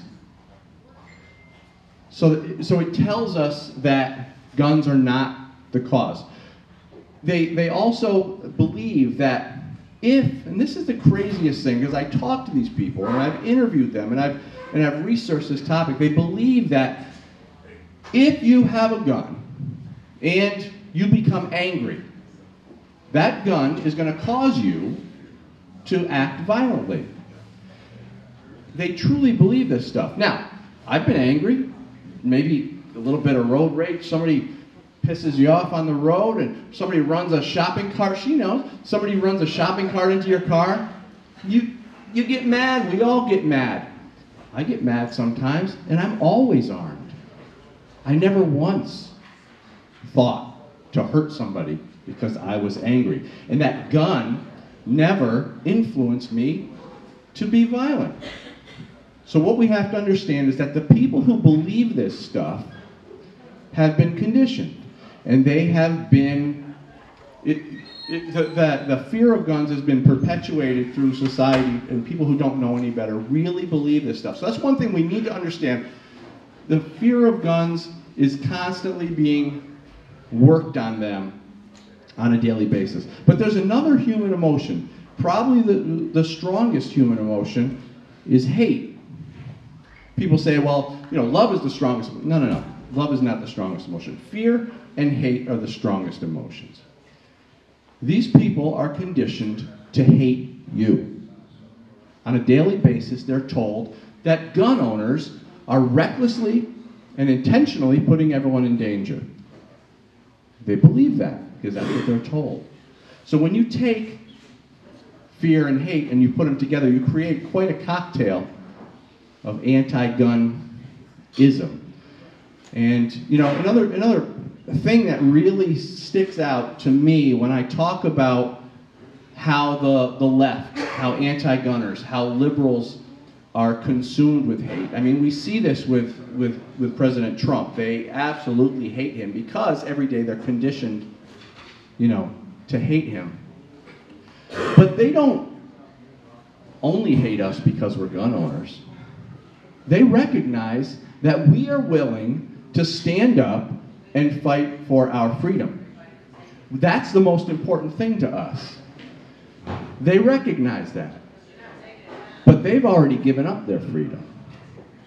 They've already decided that they would rather live under government-controlled utopia. They like rules, restrictions, laws, and regulations because to them, it feels safe. But they can't have that utopia unless we get on board. Are we getting on board?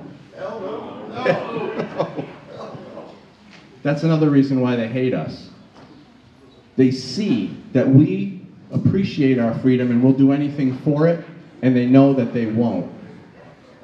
So fear and hate are two of the most powerful human emotions. They're used against the liberal left. They're used against anti-gun people all the time, every day. So at least if I could share that much, this is some of the stuff that I talk about. And, again, I just want to thank you. And I promise, I will commit to you that I will continue to try to understand the anti-gun left. And I will continue to try and bring their secrets and their strategies and their tactics to the public. Because it's important that we understand how they think. As Jan Morgan says, we need to know our enemy. And it's an important thing. If they want to be our enemy, we need to understand them. We need to know, because some of them can be helped. Some of them can see the light. I was kind of on the anti-gun side in my life for a while until I realized that it's the wrong place to be. I have a wife, a son. I have people in my life to protect my own life. And so I had a major turnaround, and some people can do that. Those are the people that we can help. I really believe there are a few of them out there. There's some that will never help. There are some that we need to defeat. And unfortunately, I hope we can do that legislatively. But, I'm committed to work on that. I know you folks are committed to do what you do, and we appreciate you very much. It looks like we have a situation this weekend and tomorrow, and it looks to me like it's kind of like a wave. I think of it as a wave. If you're a surfer, the wave is something that happens naturally. It happens organically. And I wish something like this could have happened in New York, where I'm from, but it just doesn't. This is not something you can market. It's not something you can advertise. It's not something that you can sell tickets to. This is something that happens organically from the will of the people, and tomorrow's going to be a very important day in our history. When that wave starts, which it already has, we get on board, we get on the wave, just like a surfer would, and with any luck, that wave will take us to shore. But we can't get off halfway. We're on the wave now, and I think Virginia is going to be historic. Tomorrow, January 20th, 2020 is going to be a historic day. And I hope that we can do this peacefully, and I hope that we're successful. So, thank you very much. Appreciate you having me here. Thank you.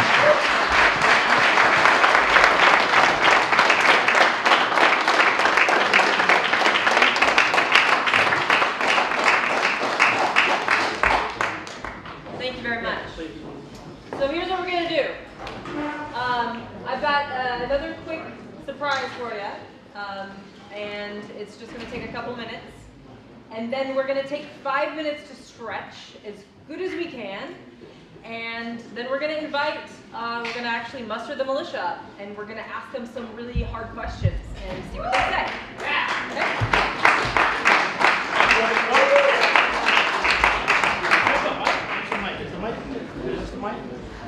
Yes, sir. Oh, I got the mic. Does it work? Turning on the mic. Hey, my name is Santos Lopez, and I ran for several offices in New York. And I have a message from Assemblyman David DiPietro, who's one of the New York State's top Second Amendment advocates. I'm going to play you a quick video, or audio, because you can't see the video. And Dave is a really good friend of mine, and he's also, what we're doing in New York is, he's going to introduce a bill to split the state. So our website is splitthestate.com and split New York into multiple regions. So I'm going to play this quick video, and it's a message to you guys. Tell us one more time who it is that's Oh, my friend is Assemblyman David DiPietro. He's a sitting assemblyman in New York State. And I'm going to play a quick video from him. Hold on. Hold on. Let me rewind this. And off we go.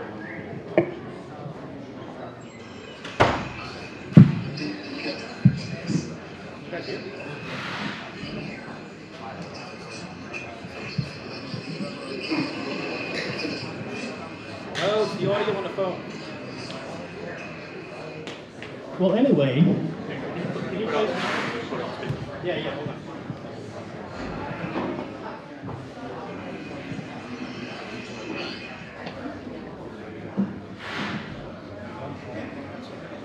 Technically. Ready? You can do it.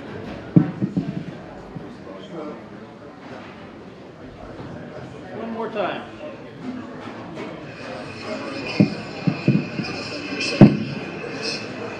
God bless all of you. You still mind your on Second Amendment issues. And I'll let you. Hey, lock it up! Well, anyway, I pasted on the dinner website tonight. You can actually play his video. And I posted it yesterday. It had 20 hours ago. So as of yesterday, we had 25,000 views on it, and the reach was 25,000 people. Basically, Assemblyman DiPietro just wanted to say that he stands with you on your Second Amendment, because he understands that the Second Amendment gives the teeth to all the other amendments in the Constitution. Without it, nothing, they could just roll over you. And one of the things that he wanted to remind you as well is we're a constitutional republic. And the reason we are a constitutional republic is to set as a better standard than a democracy, because the constitutional republic protects the rights of the 49% who just lost. So you can have that back and forth dialogue, which we call politics and diplomacy. And as a former Navy corpsman, you know, I took an oath to support and defend the Constitution of the United States against all enemies, foreign and domestic, and that's why I'm standing with you today. So, you know, semper fi to all of you, and I'm standing with you all.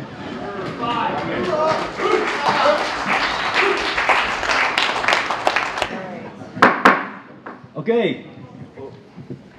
Okay. So this is the round. Stop. This is the round table portion. Jennifer has went throughout the audience asking questions. We're going to try our best to give you honest answers. So don't get hurt if I hurt your feelings, because I honestly don't care.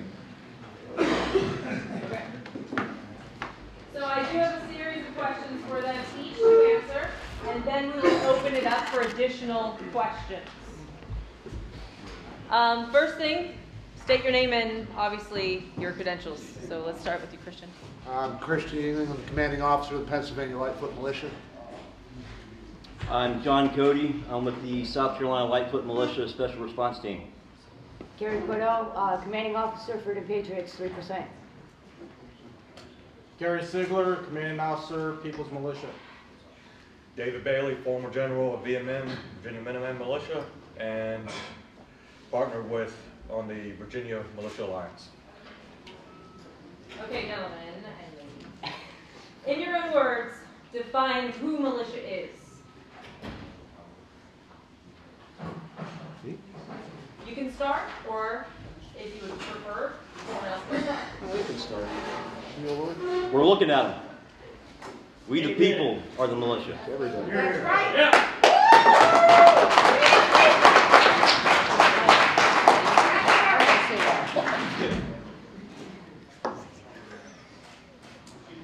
The militia is not only we the people, not just the ones who were born into this country, but also for the ones that have earned a way to call this country theirs as well. We the people is a broad meaning, and it's everybody. Doesn't matter your sex, doesn't matter your race, doesn't matter your religious preference. It's for everybody. A true militia, a true constitutionalist, a true constitutional militia believes in those factors. That's what a true militia is. A lot of people believe that, sorry, but they believe that's militia. I believe you're wrong. Militia is also very community-based. That's what we are. If you think we're any different than just a bunch of guys that run around wearing battle rattle, stupid stuff, you know, hey, more power to you. We do a lot more than that. Hurricane relief. Sorry, I'm getting militia comfortable now. Do I need to break out some dollar bills? Oh, yeah. I don't like where this is. But what you have to realize is that's what I believe a militia is. Our communities come first. The people in our communities. How do we protect them? We protect them by providing for them when they can't provide for themselves. We work for them. That's what we're supposed to do. It's not all about training. It's about getting dirty. It's about helping them rebuild after they've had a disaster. It's about the simple fact of being human towards another human. That's my definition of what a militia is. Yeah.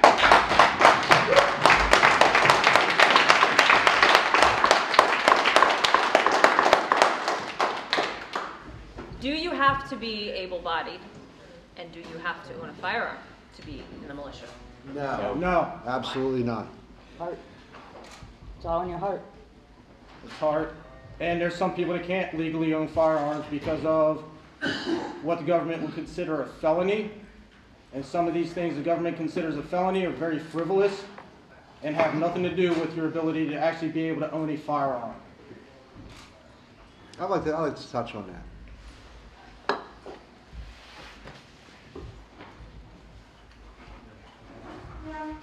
Just because you can't go around kicking doors,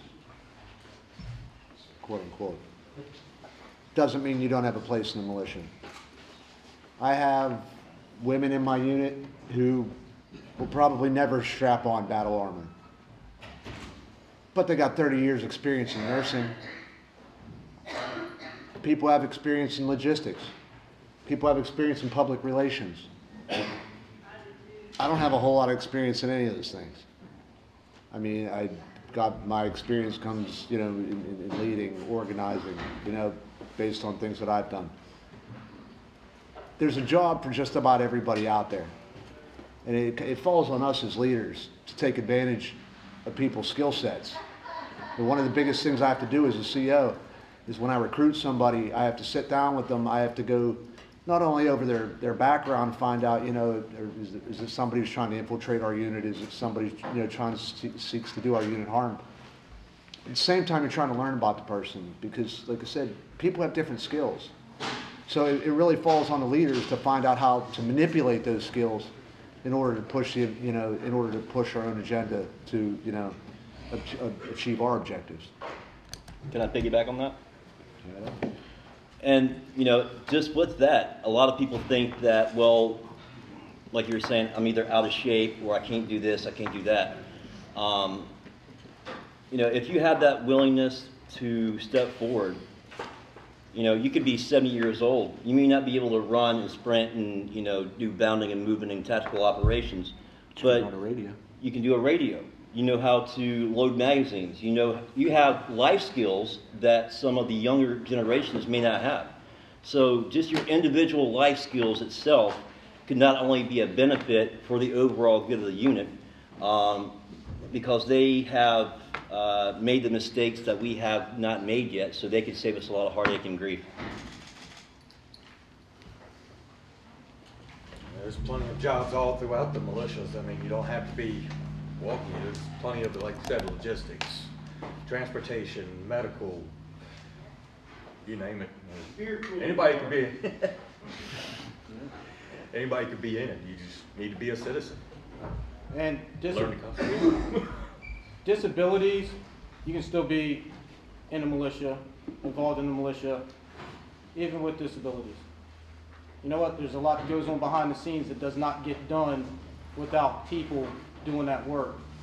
Like with what we got going on this weekend. How many hours and hours and hours worth of work and going into this? 18-hour days for 3 months. And there's people that have been helping us out that won't be here due to physical limitations and other things. We're still part of the militia. Yeah. What is the significance of the role of the militia in today's government? To put a boot up the government's ass. Put them in check. I see it as a physical reminder of it's the militia who built this country, and it's the militia that's going to save this country. But we have to not only educate and organize and be ready to make that call if needed. We need to also be a bull in the ass or a thorn in the side to the government. So everything that they are trying to do, we are going to show up and say, no, you're not. And one thing that's glaringly prevalent in today's society is the division between the left and the right in this country. Yeah. Now, it seems like a good point to touch on this, since apparently now I'm a member of Antifa.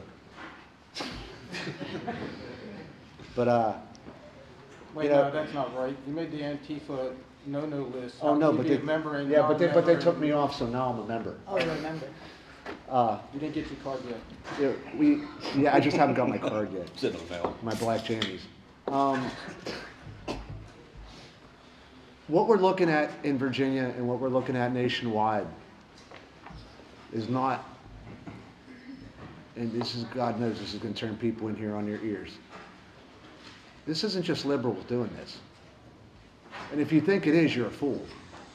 And you don't have to look any further than what just happened in Florida, where a whole bunch of Republican senators, can I say that one more time? Republican senators and lawmakers voted to pass some pretty sweeping gun legislation. This is not a matter of the left versus right. And in the particular case of the militia, myself, Gary, Cody, guys like us, Corbello, who's not here tonight, we kind of seek to step away from the traditional boundaries of I have to hate you because you're a liberal. Because, this affects them too. This affects all of us.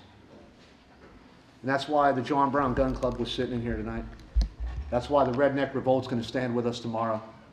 And that's why Antifa is going to stand with us tomorrow. This is not left versus right.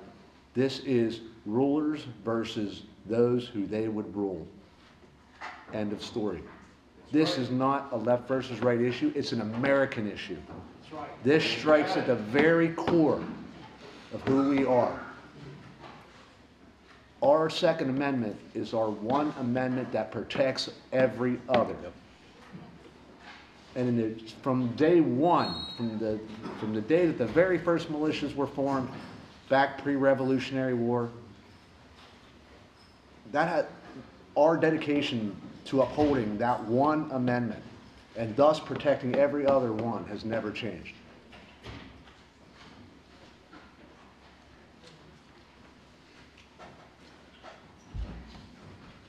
What should members of the militia be doing to uphold their oath?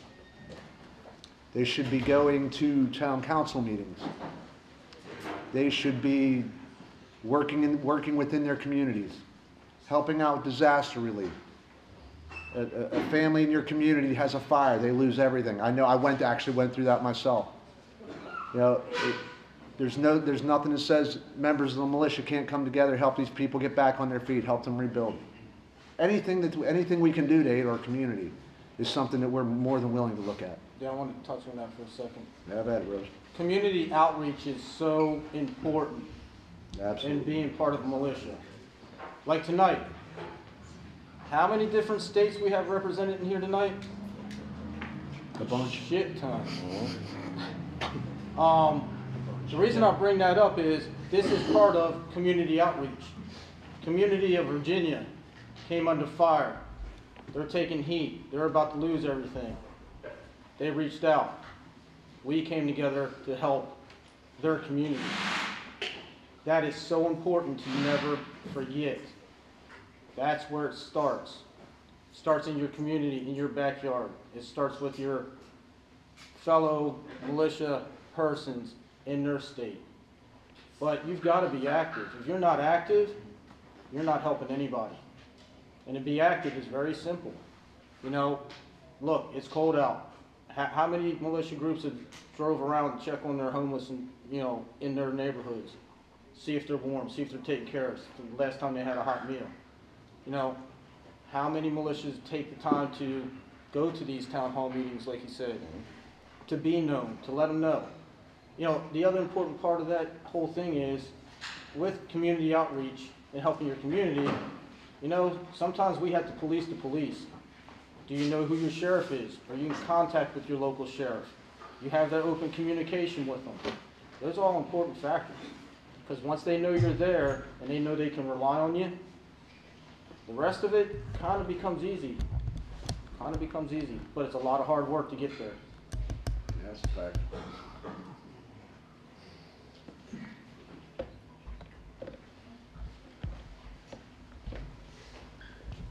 So, this is not the first time there has been a temporary firearm ban in Virginia. What is going to be different about tomorrow?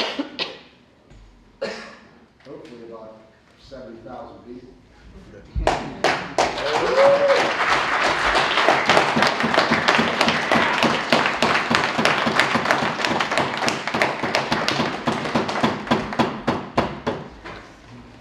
Is there a specific outcome in the coming weeks after tomorrow? I'll leave it there. That's going to really dictate on what happens tomorrow. We as a group and what we're doing, all of you here will see your smiley, happy faces tomorrow. Our actions are going to be under more scrutiny than any other group out there. And that is, a lot of it's got to do with how the media portrays militia. The word carries a stigmatism, which is normally bad word. Just like, you know, certain other images and things, you know, you associate something long enough with a certain sect, then it automatically becomes a bad thing. So what you got to realize is, how's that going to affect the weeks to come? That's going to depend on the actions of what happens tomorrow. And I don't think anybody sitting up here can honestly say what's going to happen, but we can tell you this. Our people that are involved in this event all of us, all the other militia guys that aren't here right now, all of you sitting out there, it's on all of our shoulders to be responsible for our actions and portray ourselves as we are, which is respectable American citizens that will not be pushed around. Make that very clear. Don't think they're going to come running up on us and hitting on us. They're going to be in for a rude awakening. But our actions are going to be in direct reflection just because of the amount of scrutiny we will be under tomorrow. And that's a good point, because, you know, the days following, the weeks and the years following, I can't remember who I was talking to, it might have been a reporter.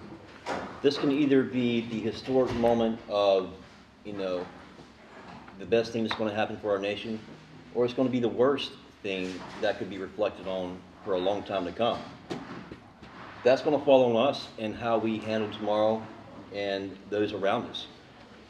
So the bickering back and forth, it's not going to happen. If I see it, you're gone. Plain and simple. There's not going to be any disrespect. There's not going to be any bigotry on race, religion, creed, sexual orientation. That's not why we're there. We can stand or sit in this room all together. We may not know everyone. We may not believe in everything the same way, but at least we can come together for one reason, and that's why we're here in Virginia.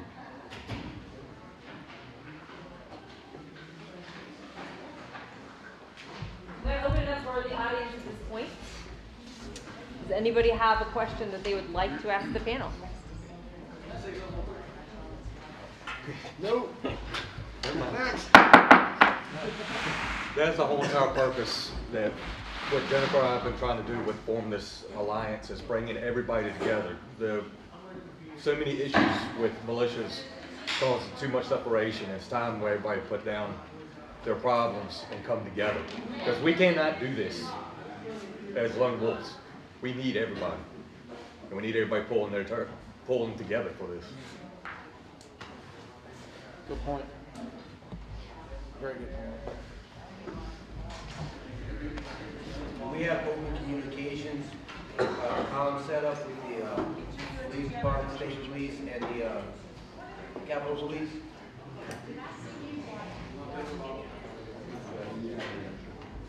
There's been communication with them, but as far as an open line of direct communication during the event, there is not.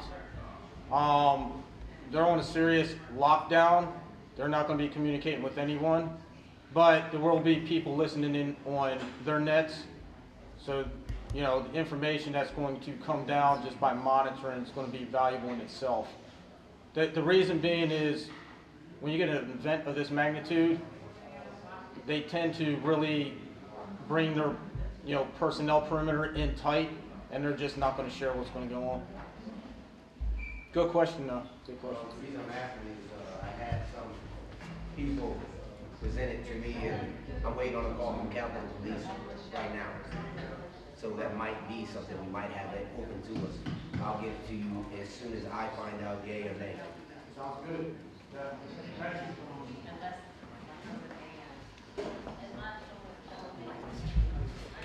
Is there some way, if we see something, we can say something to the leaders in our groups to maybe corral or escort somebody out that's going to be there to make us all look bad?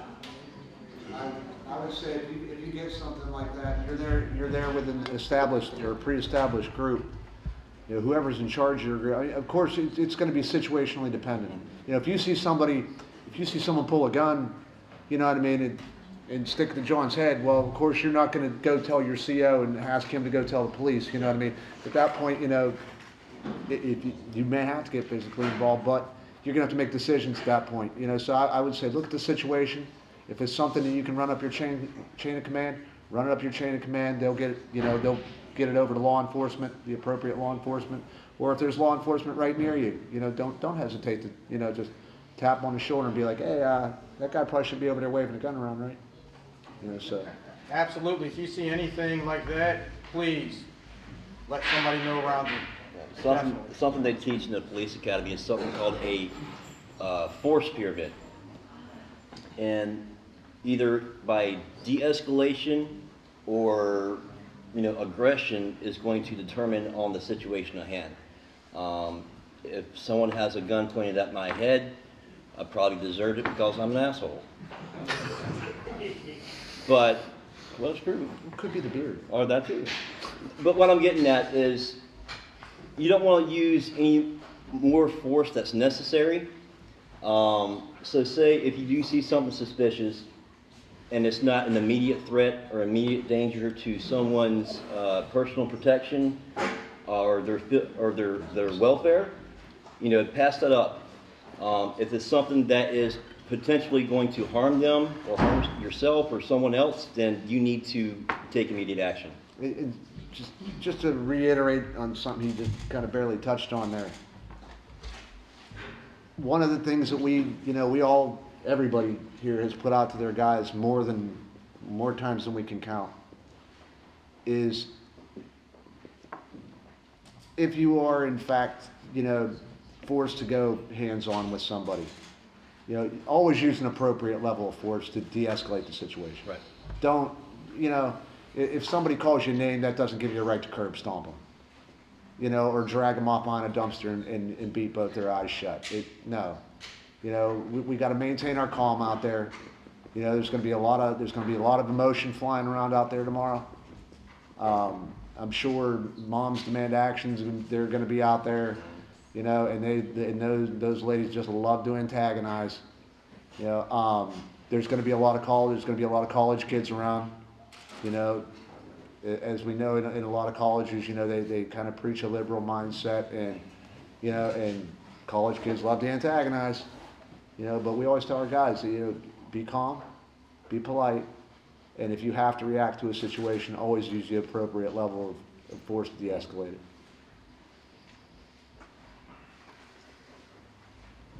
Go ahead. After we're done taking back our constitutional republic, how do we put the government back in the little parameters box where it belongs? And how do we keep it there? And keep it from doing what it did just now, currently? That's not our job. Would you know how I hate to say that, but that's not our job. We're not politicians. It's our best bet is to try and educate people as best as we can to what the Constitution is, what it means, what it's about, and leave people that are much more qualified, to running things of that magnitude. Allow them to do it. We can always stand ready, to react as needed should it start to, drift back to what it's at now. Maybe, we could be a little bit more proactive now. A lot of us weren't in the militia when, all this stuff really first started. Patriot Act and the National Defense Authorization Act, all that stuff all started back under Bush, and that was long before a lot of us were in the militia. So, we can try to keep our numbers up. We can try to, kind of pass on our knowledge and hope that, the new generation of militia guys that's coming up, these young bucks that are coming up, kind of see things the way we do. We teach them right, and they be as vigilant as we try to be. Can I add to that? Mm-hmm. Community activism. Getting in your community, educating your community, seeing if they're out there voting. If they're not out there voting, ask them why. Are they registered or not registered? They don't have transportation. What may it be? We used to actually run, 12 passenger vans to pick people up just to get them to the voting polls. It didn't matter to us what side they were voting, as long as they were out there voting and participating. That falls, that's kind of a duty of every citizen, is to keep your neighbor aware of what's going on in their own community.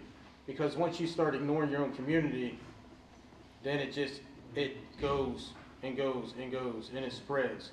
Because just because you don't want to believe it or don't think it's there, you wake up in the morning, it's still there. Educate the public becomes aware, and once the awareness is there, the chances of it slipping back to what it was before become less likely. But complacency kills, and I'll leave it with that. We have the burden. We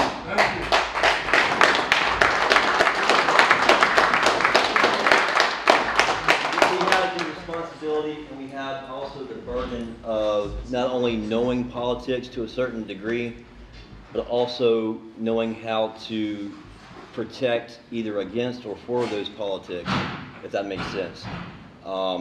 So to kind of go in line with what Christian said, it's not fully our job to make that kind of call. That is up to the person who is going to vote. That is their responsibility. That is their right. People have fought, bled, and died for that right to give the individual that chance to vote, to express their opinion, and to, you know, cast that ballot. So that is something to consider. You know, it's up to the individual. It's up to the nation in itself to police its own. Amen. Yep. So I heard a speech by Ocasio the other day. She was preaching about how wonderful socialism is. She graduated from one of the top colleges in America. Isn't this the same girl that said we could land on the sun if we went at night? Same girl, same one. So, you know, this is scary because she graduated from Boston University, one of the top colleges in America. So this is what our school system is doing to all of our youth. They're brainwashing them. They're indoctrinating them. So how do we counter that? These are our public schools. How do we take back our public schools and start teaching the Constitution to our children? I'm glad you said that. One of the most overlooked aspects of our local government, I'm talking about the town you live in, the county you live in, one of the most overlooked aspects is the Board of Education meeting that nobody ever seems to be able to attend. That's how the curriculum gets turned over. That's how they start building their own things into what they want to teach our children. That's where we have to be very active in attending these board meetings, attending the budget hearings as well. You know, and the reason I say that, you know, back when we went to school, when, you know, the horses picked us up and, you know, we traveled the trails and whatnot, you know, yeah, we didn't have air conditioning in a lot of schools, stuff like that, but this day and age, that is not an excuse. This day and age, there's plenty of money out there that should be going into it. Some schools still do teach history. My daughter, when she was in 8th grade, she came home one day and she asked me about the John Brown Revolt. And I kind of did a double take. I'm like, where did you hear about that? The teacher told us about that. I'm like, really? She said, yeah, Abraham Lincoln ordered General Lee, who was, at that point, he was still a Union soldier, you know, hadn't before the, you know, Civil War, and he switched sides. And so we talked about that, but I was so impressed, I emailed the teacher and I said, thank you for still teaching history the way it was written in the books. So there's still hope, but it's the Board of Education meetings. They are so crucial, especially now. And I agree with you. They are being brainwashed into a different way of thinking, into a different mentality of what society should be and what society actually is. This is where, as parents, we really have to, we've got to step our game up. And a lot of people that don't always see things eye to eye with us, left, right, whatever you want to call them, they're starting to see the twist in the heads and the twist of what's going on with the education systems. So, I mean, I love that question. That's a good one. That's a great question, but that's where I believe it starts. Board of Education meetings. You can't leave the parents out of that. No. You can't leave the parents out of that equation. You know, as parents, we have a certain responsibility to, you know, especially in light of what current curriculums are like.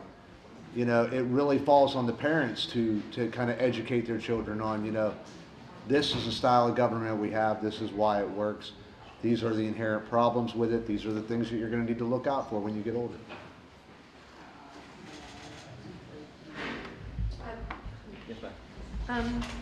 And you're right, I'm always the only one at our school board meetings. Like, literally the only one. Nobody shows up. Let me ask you a question. Do you go to the PTA meeting? Sometimes. How many parents generally actually show up to PTA meetings? A lot of them. Really? In my town, because they're all the cliquey, like, you know, stay-at-home moms, you know. But the school board meetings, nobody. I'm always the only one. I'm the troublemaker. But my question is this, so at this time in our history, as militia, what is the next step? Like, what is the next step here? Are we the people, the militia, going to do to end all this bad stuff that's going on? What we're going to do is what's going to happen tomorrow. But after tomorrow? After tomorrow, we're going to keep doing it because it's going to pop up. It's going to pop up in Pennsylvania. It's going to pop up in South Carolina. It's going to pop up in Illinois. It's going to pop up everywhere. And you know, myself, Gary, Shady, we have chased each other all over the East Coast, going to multiple different events. You know what I mean? And not just in order to raise awareness to certain issues. You know what I mean? But you know, if something's popping off in South Carolina and he calls on us, you know, we have an agreement. He calls on us night or day, work or no work. You know, we don't use that as an excuse. Right. If one of our brothers calls us, we go. What we need is we need more of America to kind of adopt that mindset, you know, of helping out your neighbor, helping out your brother, you know, your friends. And sometimes, you know, it's going to involve a tremendous amount of sacrifice. I was talking to that British reporter who's running around. One thing that's really not addressed a whole lot in the militia, and especially in the quote-unquote patriot movement, is the amount of sacrifice that's involved in doing it. It's an absolutely massive, and I mean in the tens of thousands of dollars financial range just to properly equip one guy. It takes years. You know, the price you pay for training, the birthdays you miss, the anniversaries you miss. You know, there's. But our state and our counties should be providing that equipment and that training to our militias. Our militias should not be funding themselves. I agree. Period. I agree. So, you know, why are, you know, like, I feel the next step is, you know, start getting, you know, our counties or even in our towns, start pushing ordinances. Sure. And start getting our militia units funded. Yeah, So you could start cleaning up house because, and don't get me wrong, I'm at the rallies too. I go, okay, I'm there. I sacrifice too. Not only this fight, but a lot of other fights too. But I'm worn out. Like I can't continue. Like I'm like spent. You know, I cannot continue fighting every single darn thing. So if we had our ordinances, and that is a law that says our militia is law enforcement in this town or in this county, and eventually in the state, that all stops. Texas State Militia is one of the only militias that is actually recognized by the county that they are in. Yeah. You know, so. But we need to push for that. Yes, that's going to have to happen on like every state level, every level of government. And the reason is like in the state of Florida, somebody correct me if I'm wrong, I think this is still active. You cannot define a group of people as a militia. It is in violation of the law. Yep. West Virginia's the same way. West Virginia's the same way. How do we change that? It's going to be a lot of work. But get back to your original point of your question is what do we do? Kind of like what some of us have been doing for the last couple of years. We've been finding common ground with those who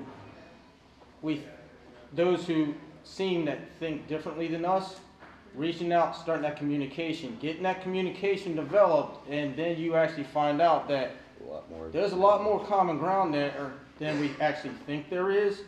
And then you took two separate units in the same county or in the same proximity. Well, now you essentially almost doubled the numbers because now you're working together instead of fighting back and forth with each other all the time.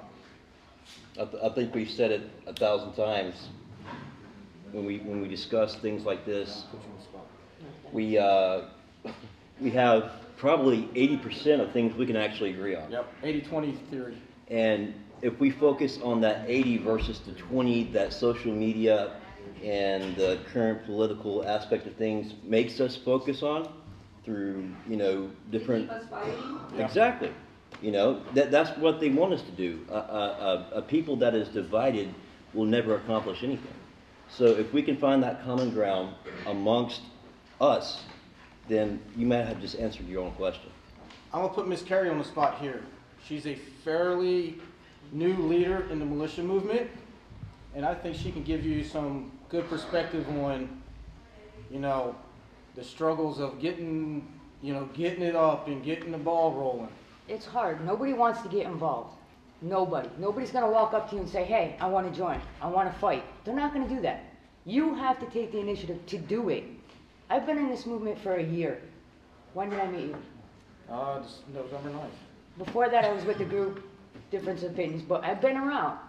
I met him last year. That was it. This is new to me. But I took the initiative. I started a group. We got, what, Sid, how many?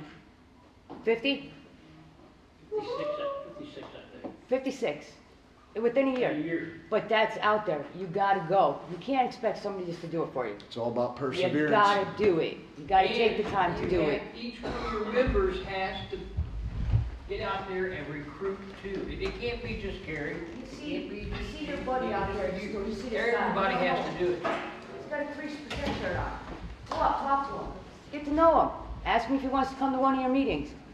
Hey, you just got somebody else to join our movement. Every person that joins helps us. We're not going to do this on our own, guys.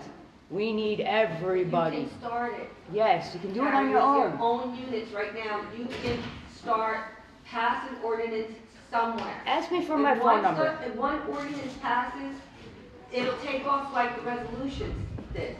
And then we'll be running the country again. You know what I mean? There has to be an end goal. One of the first things you have to do, and one of the biggest problems a lot of militias run into, believe it or not, is getting the sheriff on your side. Yeah. I can speak. I mean, I can speak from my own county where I run my unit, not the rest of the Lightfoot, but just my own unit. We just elected a Democratic sheriff. He won't even answer a phone call from me. You know, so when you put yourself in when you get put in a position like that, it makes it exceptionally hard to get, you know, your borough council to fall in line with something like that when your own sheriff doesn't agree with it. So you ask again, what could the militia be doing? Well, what the militia could be doing is out pushing candidates who will and are willing to work with the militias. You know, the sheriff of my county won't work with me, but the county commissioner will. Or go to the next county. Yeah. Now, The next county sheriff that will. Here's something else we've learned over the years. How to use the government to get around the government. I know there's 1, 2, 3, at least 4 of us in here to where most of our group is actually FEMA certified. Use the government to get around the government. How did we do that? Everybody took the time to take the classes, you take the online courses, now you become legitimate. So now when you go and you talk to your local sheriff, hey sheriff, we're available if we get a bad storm comes through. You know, our sheriff would pick up the phone, call, or send a text, hey, get you guys ready, we got bad weather rolling through, we may need you tonight, even if it's doing roadblocks, cutting trees up, checking on people. That's how you start, because once you're legitimized and now you're in the eye of the community and these politicians, then it makes those steps easier. And a lot of people don't realize a lot of those FEMA certifications are actually free. Yeah.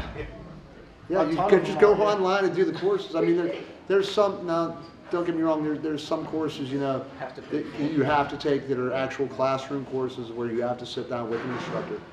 But there's a great deal of the courses that lead up to that class, 100% free. Just go take them. It's like a 2-hour course, you know what I mean, that you read through, take a test on, and you get that certification. And once you get those certifications, you get that shiny little badge, you know, that says that you have access. Now all of a sudden, you're not the guy who's on Facebook crying about how, I just took down 200 pounds of supplies. to this flood zone and they won't let me buy. Well, of course they won't let you buy deal hole. You have no kind of training, and all you're going to become is a liability the minute you cross that line. And people don't think of that. They just, what they want to do is they just was, oh no, you know, screw the government, screw the government. Look, they're trying to hold us back. They're hurting these people. No, they're not. They're protecting you. They're keeping you from becoming another casualty that they have to go in and scoop up. That's why we say, you know, people have got to be realistic about this. That's the biggest downfall in the militia. Yeah. That is the biggest downfall in the militia, is that people have got to be serious about this, and they've got to be realistic. You are not going to change the world overnight. You are not going to start out, you know, she's been in the movement for a year. She's busting her ass. You know, my executive officer ran his own unit for 8 years. His own unit, 8 years. You know how many members he had? 1. He was a militia of 1. This stuff cropped up in Virginia. Now all of a sudden he's got 7 guys. Persistence, perseverance, and being realistic. You know, you got to be realistic about what you're doing. You can't set these super huge goals of, okay, we got our 5 little, you know, or 6 little badass guys here, and we're all geared up and we're ready to fight, and we are going to go take the government back. No, you are not. No, you are not. And no, they are not going to call you whenever, you know, they need some super, you know, secret hit squad. No, that's not how it works. You know what I mean? That's not how it works. Damn it. What they might call you for is, like they called us for, is to go up to Erie after they get pounded by a blizzard with shovels and dig out a fire hydrant. Now all of a sudden the emergency management services is going, wait a minute. Now these guys just came out. We got homeless people out of the cold. We dug out fire hydrants for the fire company. We pulled people out who were stuck. You know, we helped people get out of their houses who couldn't even get their doors open with shovels.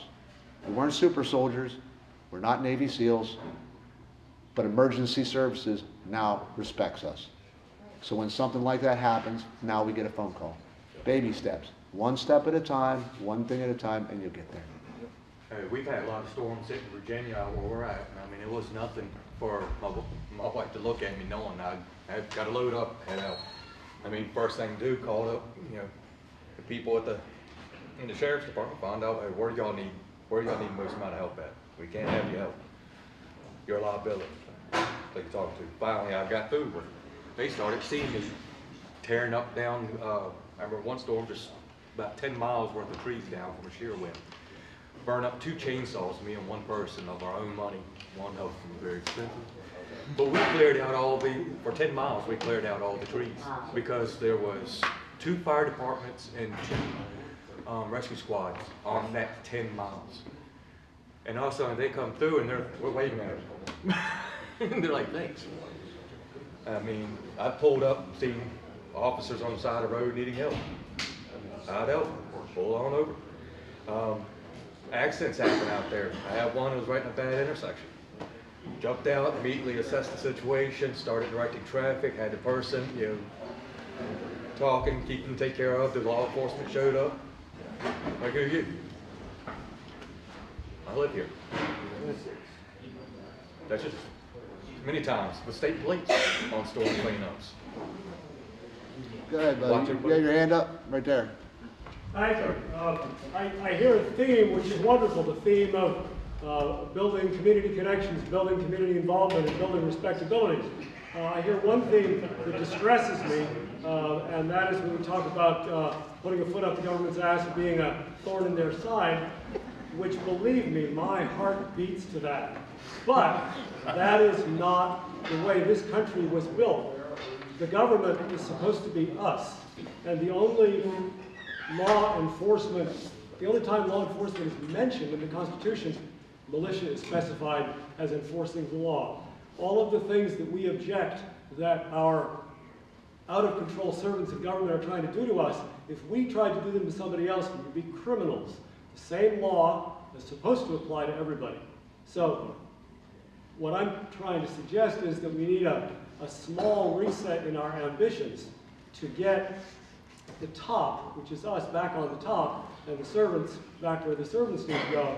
And what I am hoping and praying comes out of the new awareness we have of the danger of the overreach and the arrogance of the servants is that we here will recapture the role of we the people as being not only the top of the government in theory, but being the organic law enforcement.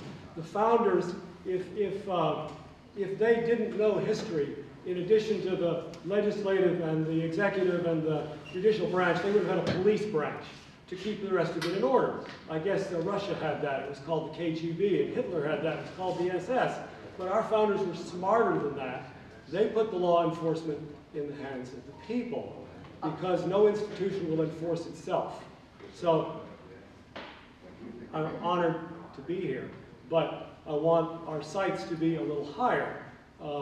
Yes, we can't do it all at once, but the target is important, the direction we're working in. And it's all about education, it's all about community support, so that everybody knows we're all on the same side, or 80% of us. That number came up, and that's true, and that's fantastic. But it shouldn't be us against them. It should be the them we need to be against is the people who are corrupting and abusing the system. And we have the power to not only figuratively, but literally to arrest them. Obviously, there's details and procedure that need to be followed, and we need the people to recognize our legitimacy. And building community connections is most of how we do that. A little bit of how we do that is to get governing bodies that are willing to follow the law. If it's not Congress and it's not the State House, maybe it's the county or maybe it's the township. But part of it is getting that recognition of what we know. And I think a good start with that is just by observing what has happened in Virginia with all the sanctuary counties. Yes, the sanctuary is feel good. Well, I know. And the county commissioners or supervisors who pass that, if you come back and want more, they're going to say, oh, I already dealt with that. Yeah. What we need, pardon I'm reiterating Lourdes' statement, we need what Tazewell almost did, but we need to actually do it. If Congress won't do its duty and the states won't do their duty, the counties can do the duty. Right. We can do the duty ourselves without the county, without the state, without the township, but it's much more difficult. And at the lowest level, we should be able to pack enough people in those meetings. We should be able to create good enough personal relationships with these people that we can get recognized, so we can not only help the people out of the snowbank, and not only help the people with the disaster, and not only repel the invasion that we hope will never get here, but we can deal with the crooks who need to be dealt with, who are now untouchable. Yeah, no, I think we all agree.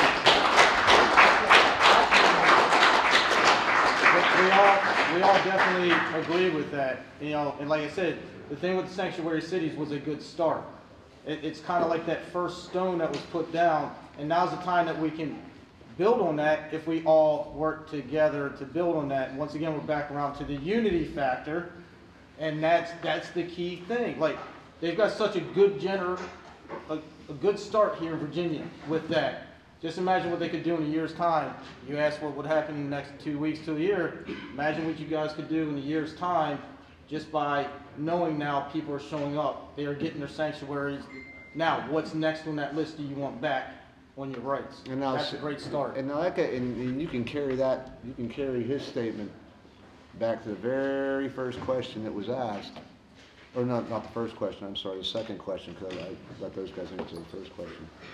But, you know, Lourdes can, if I go back to my little Airbnb room right now, and I gather up my body armor and my helmet and my gun belt and my weapons, and I bring them out and I drop them on you, are you gonna be able to go out there and fight and all that stuff?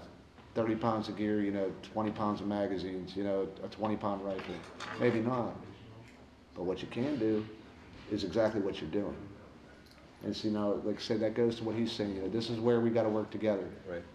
This is where we got to work together. This is where we got to stop acting like, okay, my cause is better than your cause. Because your cause makes my cause better.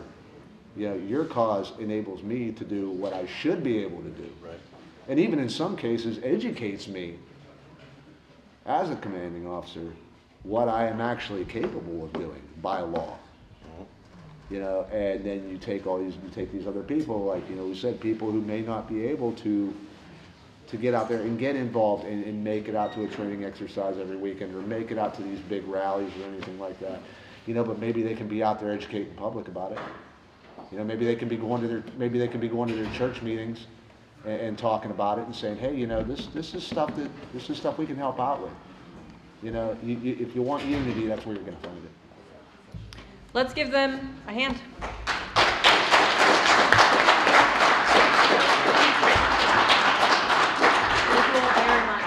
For being transparent and letting us do that with you. And I believe we have one last thing. After John Cody does his thing, then I would love to see everyone help out with getting the chairs and